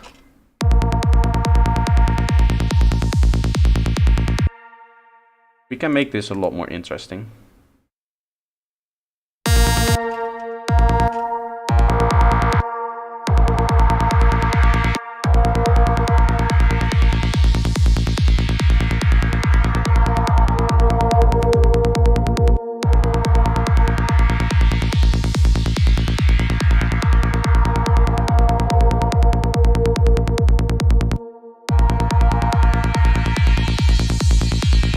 How long do you spend on a single patch depend when creating it from scratch? It depends so much. Some patches happen in a few minutes. Sometimes I can spend half an hour getting the right idea. Some take 30 seconds. Like this patch here is a good example.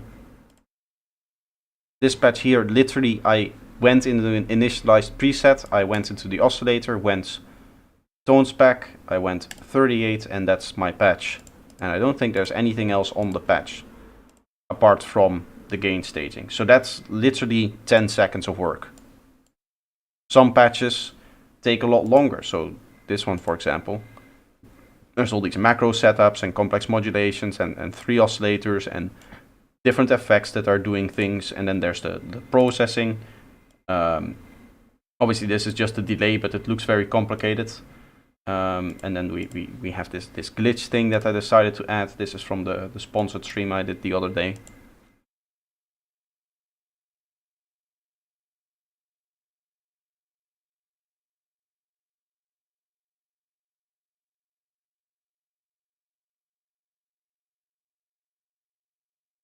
Do you dance on your heel or your shoe or your toes? I just dance on my whole foot. Right? I guess toes. But I just move my whole foot. I mean, I keep them like fairly flat, I think. To be honest, I haven't really focused that much on it. And usually I'm not in the best conditions to try to focus on something like that when I'm dancing.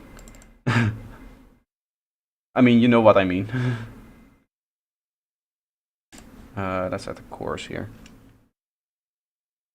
Charlotte DeWitt is an absolute weirdo. She dances on her heel. Maybe it's because she is touring and they say that it's better if you do it like that. I don't know. There must be a reason for it, right?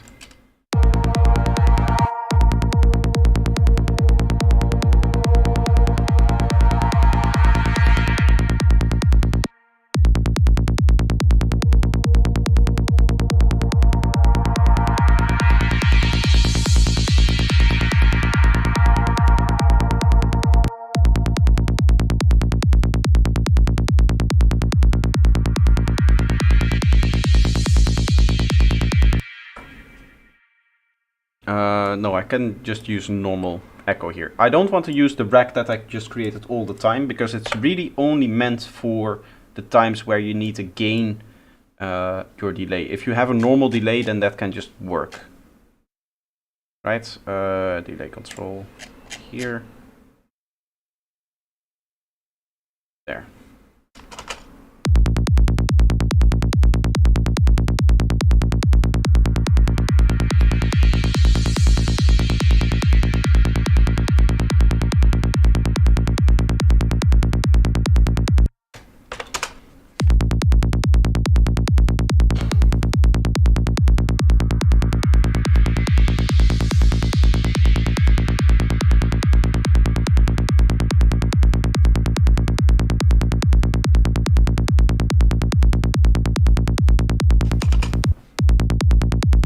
So many revelations here in my chat today.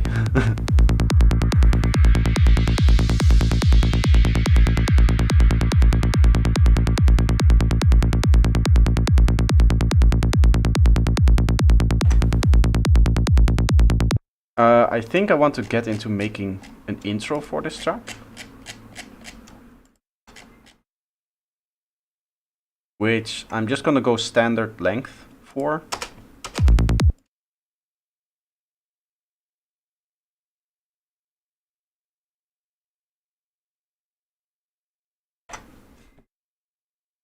I'll go Omnisphere, classic for the intro. You always want a big Omnisphere pad to start off with.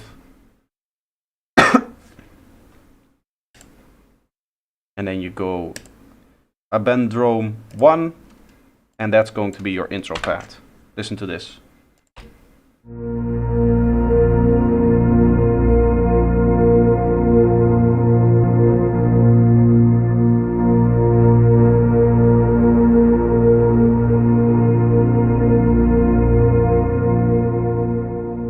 Or you can go Abandon 2, for example.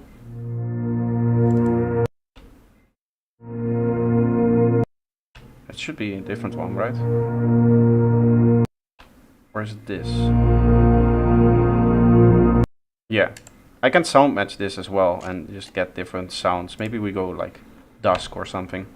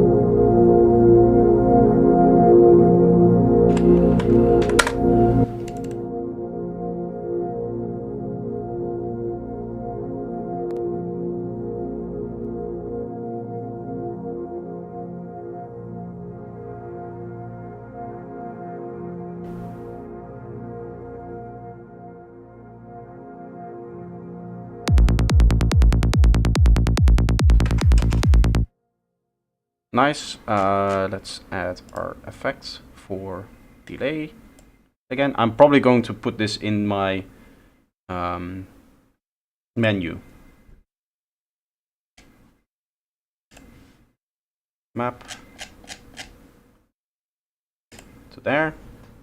I still need to check what the actual consequences of this technique are on my CPU usage in big projects. I just need to check like how long does it take for this project to consume a lot of CPU. It's already at 18%, but that might also be the Omnisphere patch or something like that.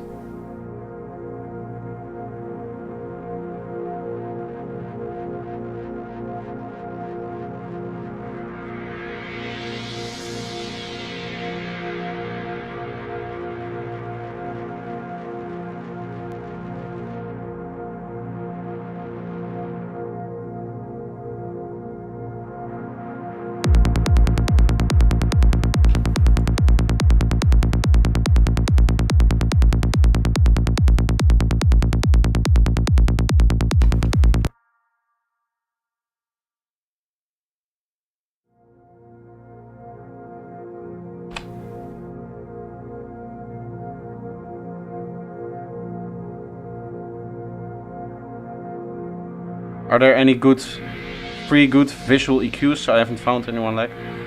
I don't remember if this is free, but you could check out M Equalizer. I believe this is a free EQ.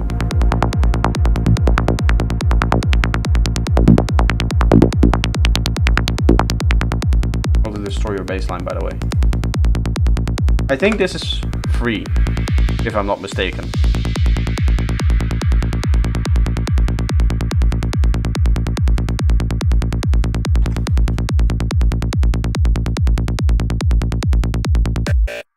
It is free, nice.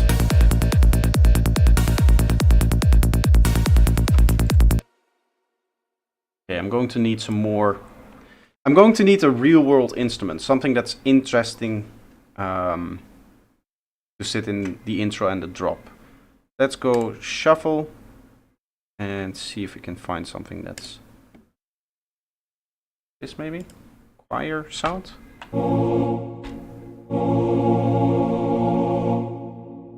That could be very cool.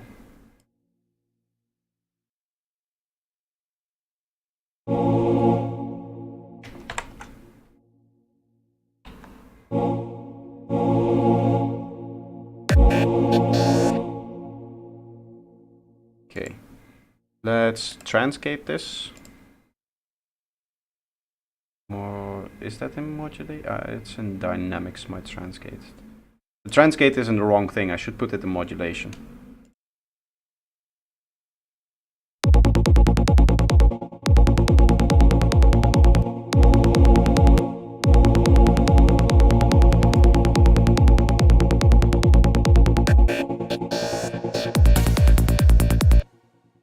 I'm going to auto-pan this. Timed 1/2.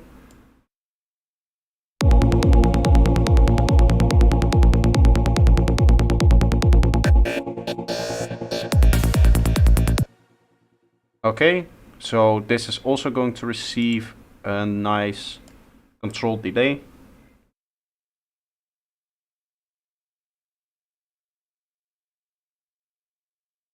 It is a little bit annoying having to scroll up for every delay that you add, but I do like the technique that we're using here.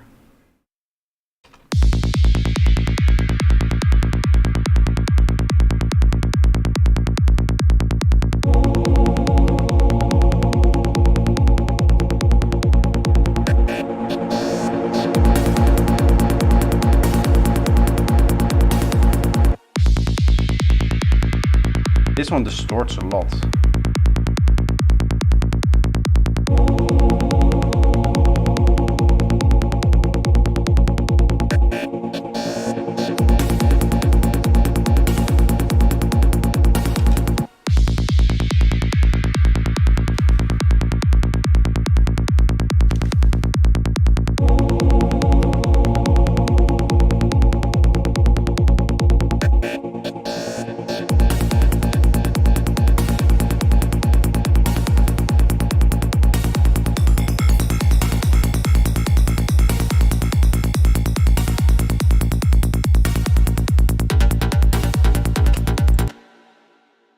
I can equalize the whole thing together as well, which is needed.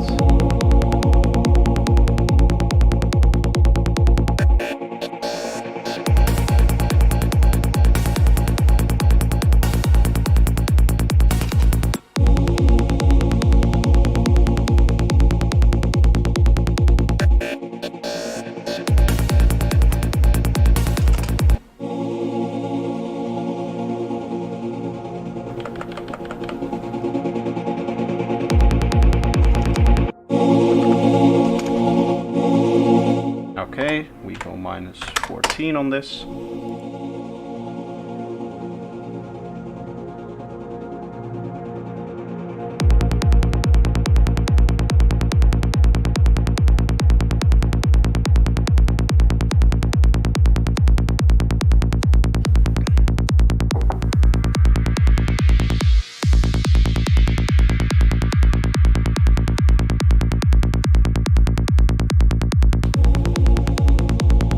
Use a recorder. I think I'll stick with these vocals like I have them now. That's a fairly good main element. I don't know how interesting the recorder would be in Psytrance. Also, I don't have a recorder. I would need to find a sample of it somewhere.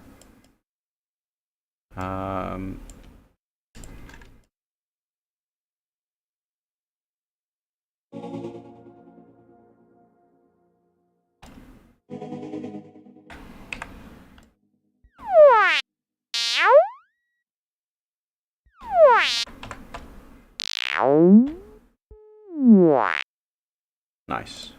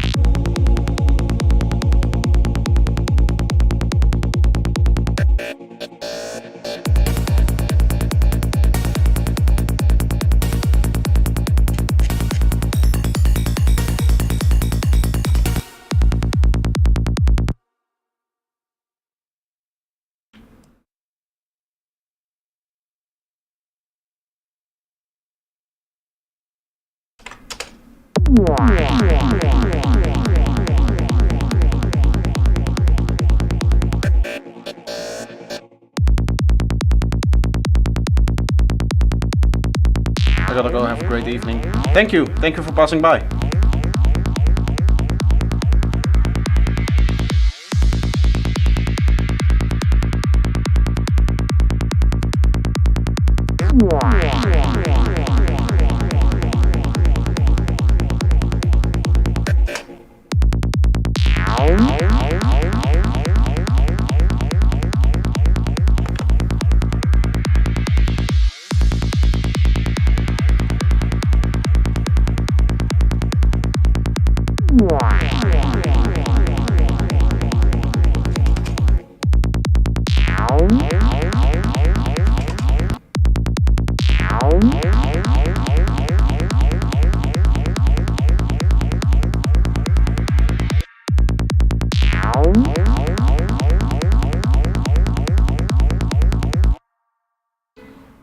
I need to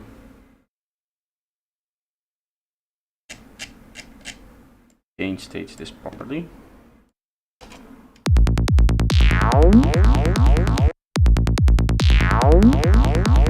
About 2.5. That is around the right space.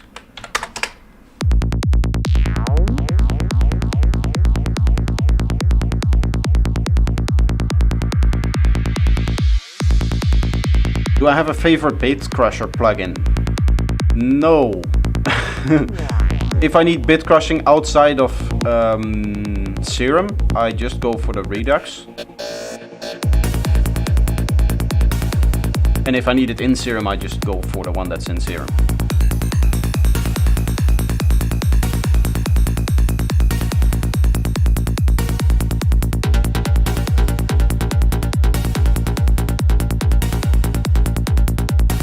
think I want to move these around.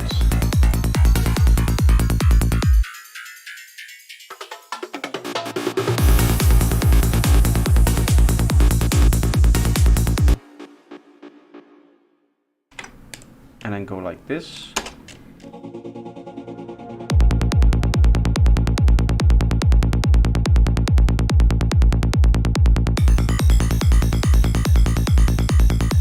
Save this as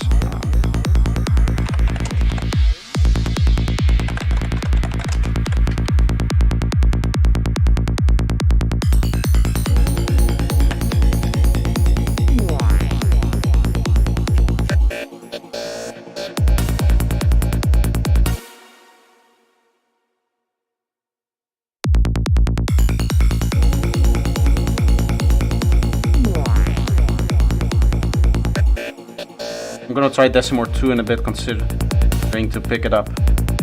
Well, to be honest, I've never really found the need to use that. But if there's like good things that you can do with it, then obviously go for it. I've never had the situation where I said, oh, I really wish I had a good bit crusher now. That's what's missing.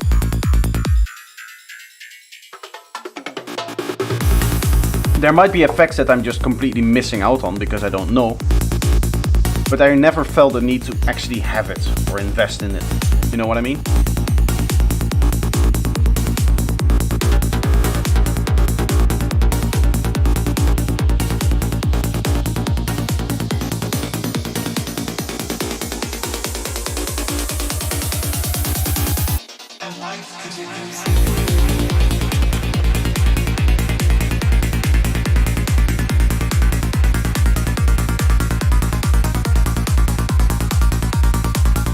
But I mean, if you need a bit crusher, then that's maybe a good place to start.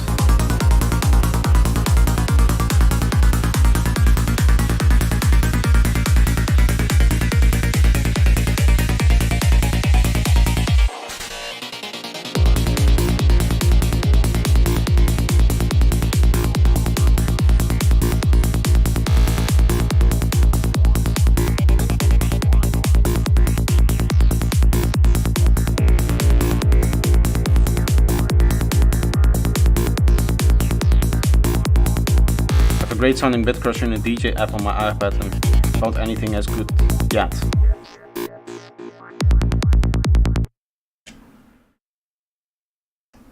Yeah, as I said, I have no recommendations. I don't know. I'm gonna be very honest here. I just don't know.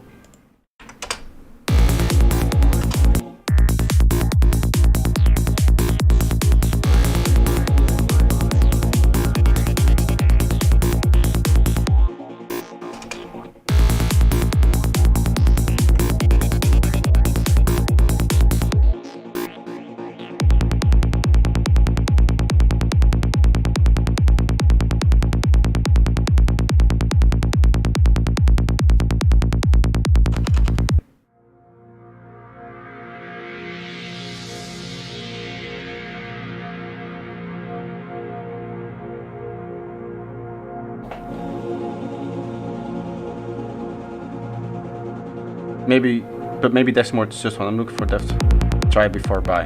That's 100% a good idea.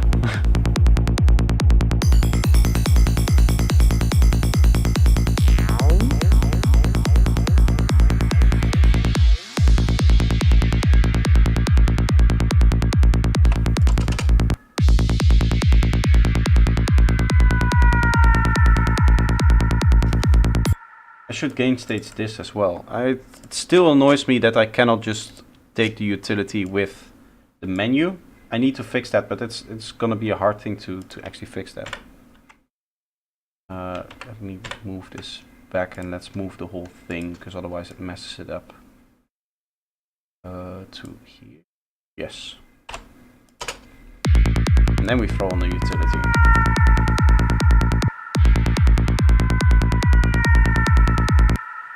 9.5, and then we'll go like -17 on this.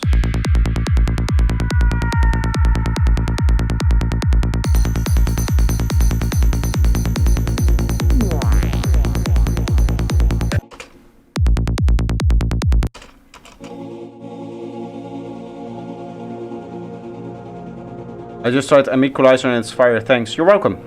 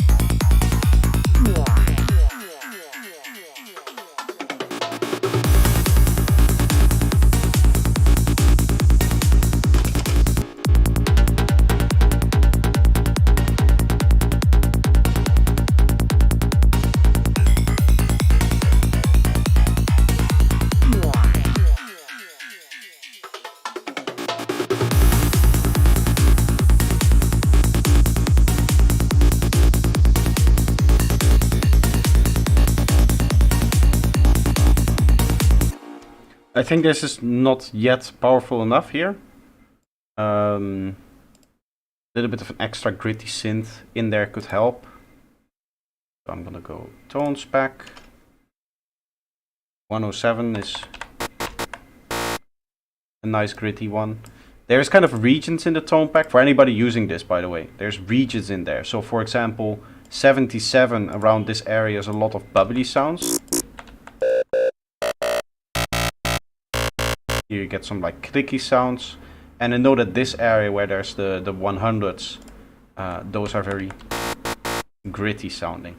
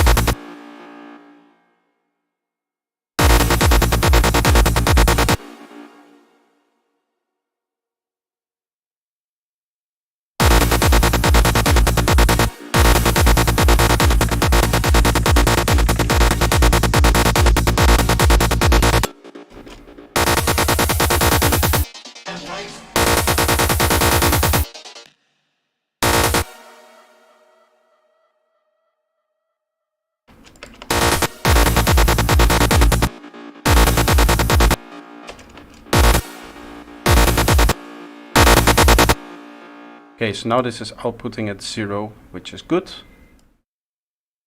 We'll EQ this a little bit.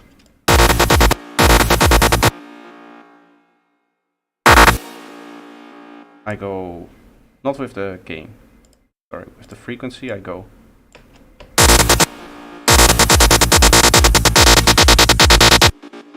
I know it's loud, let's set it down.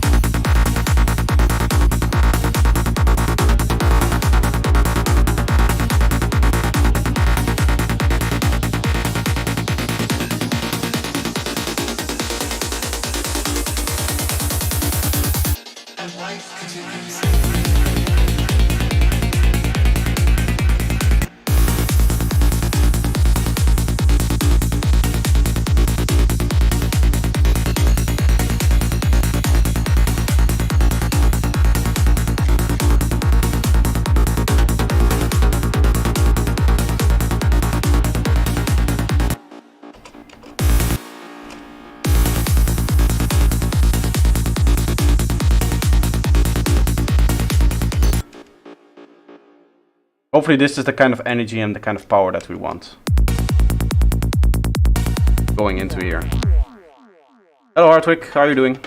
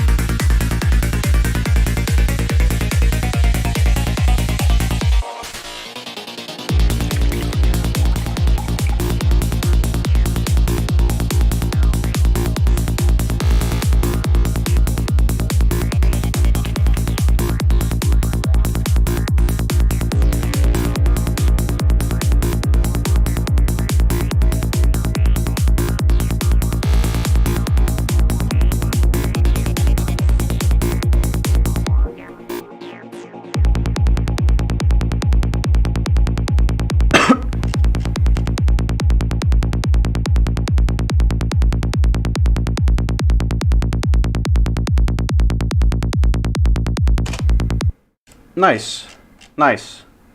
I'm actually going to call it quits here for today. And the reason is I have the 4 videos that I have now prepared.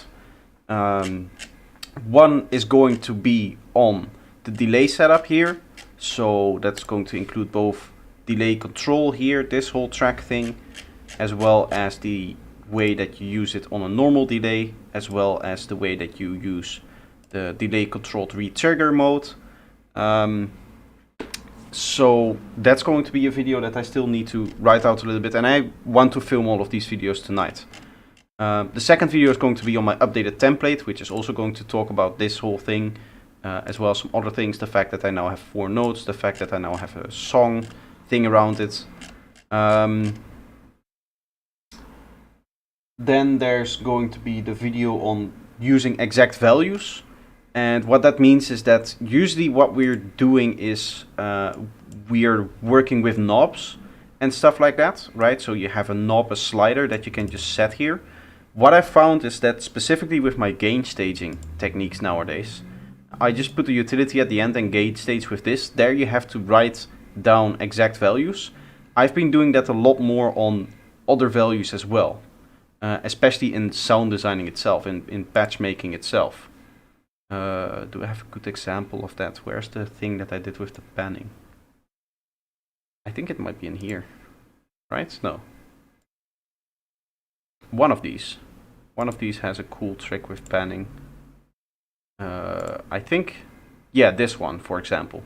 Here I'm using 70 and 70, and I deliberately typed in those values so that I thought about the values that I was putting in there. What does that actually mean?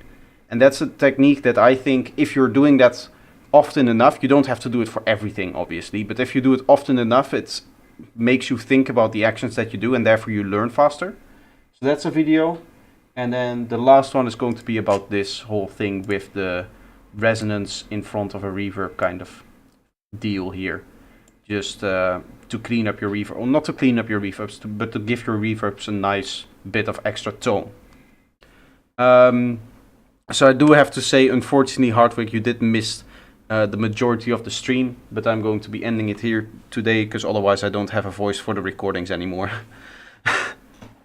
That's my biggest concern. I hope you guys enjoyed what we did today. It's very technical stuff, explaining the whole delay thing, setting up the whole delay thing at the start of the stream. But I think it's very, very interesting, the implications of it, the way that you can think about delay using this. So there's a video that's gonna come on that very, very soon. Have you guys tried Dimension Expander? It's so cool. Thanks, Projector, for that. Yes, Dimension Expander is amazing. For those who don't know, The serum dimension, this little bit over here, is also its individual plugin. If you go dimension expander, you get this plugin, same size, mixed parameters and bypass.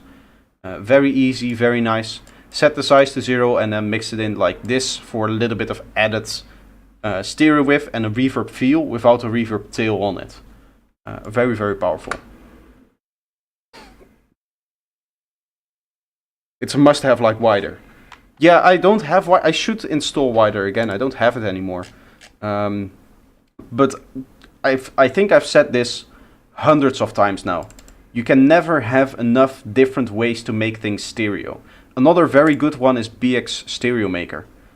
This was specifically designed for mono sources, but it does work on stereo sources as well. It just changes the whole stereo field. It has a very unique way of doing it, and you can shape it with the tone knob and set the amount with this knob here.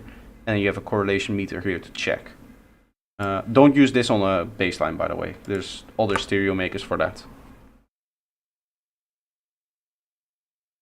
Wait, I'm still using the old one with the chicken on it. Yeah, there's no difference. It's still the same algorithm.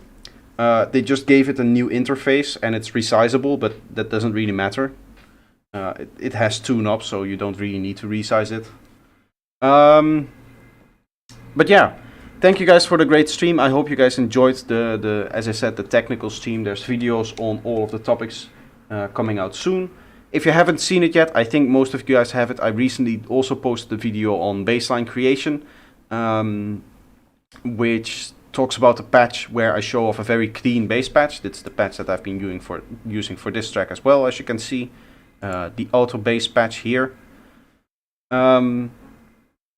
Other things that I need to say. Yes, tomorrow I'm going to stream again. I'm going to try to finish the mix that I started earlier in the week. And then Sunday will be feedback. So we have 2 more streams this week, which is a lot. But I have a lot of things to do. I'm in a very productive mood the last couple of days, so I want to get things done.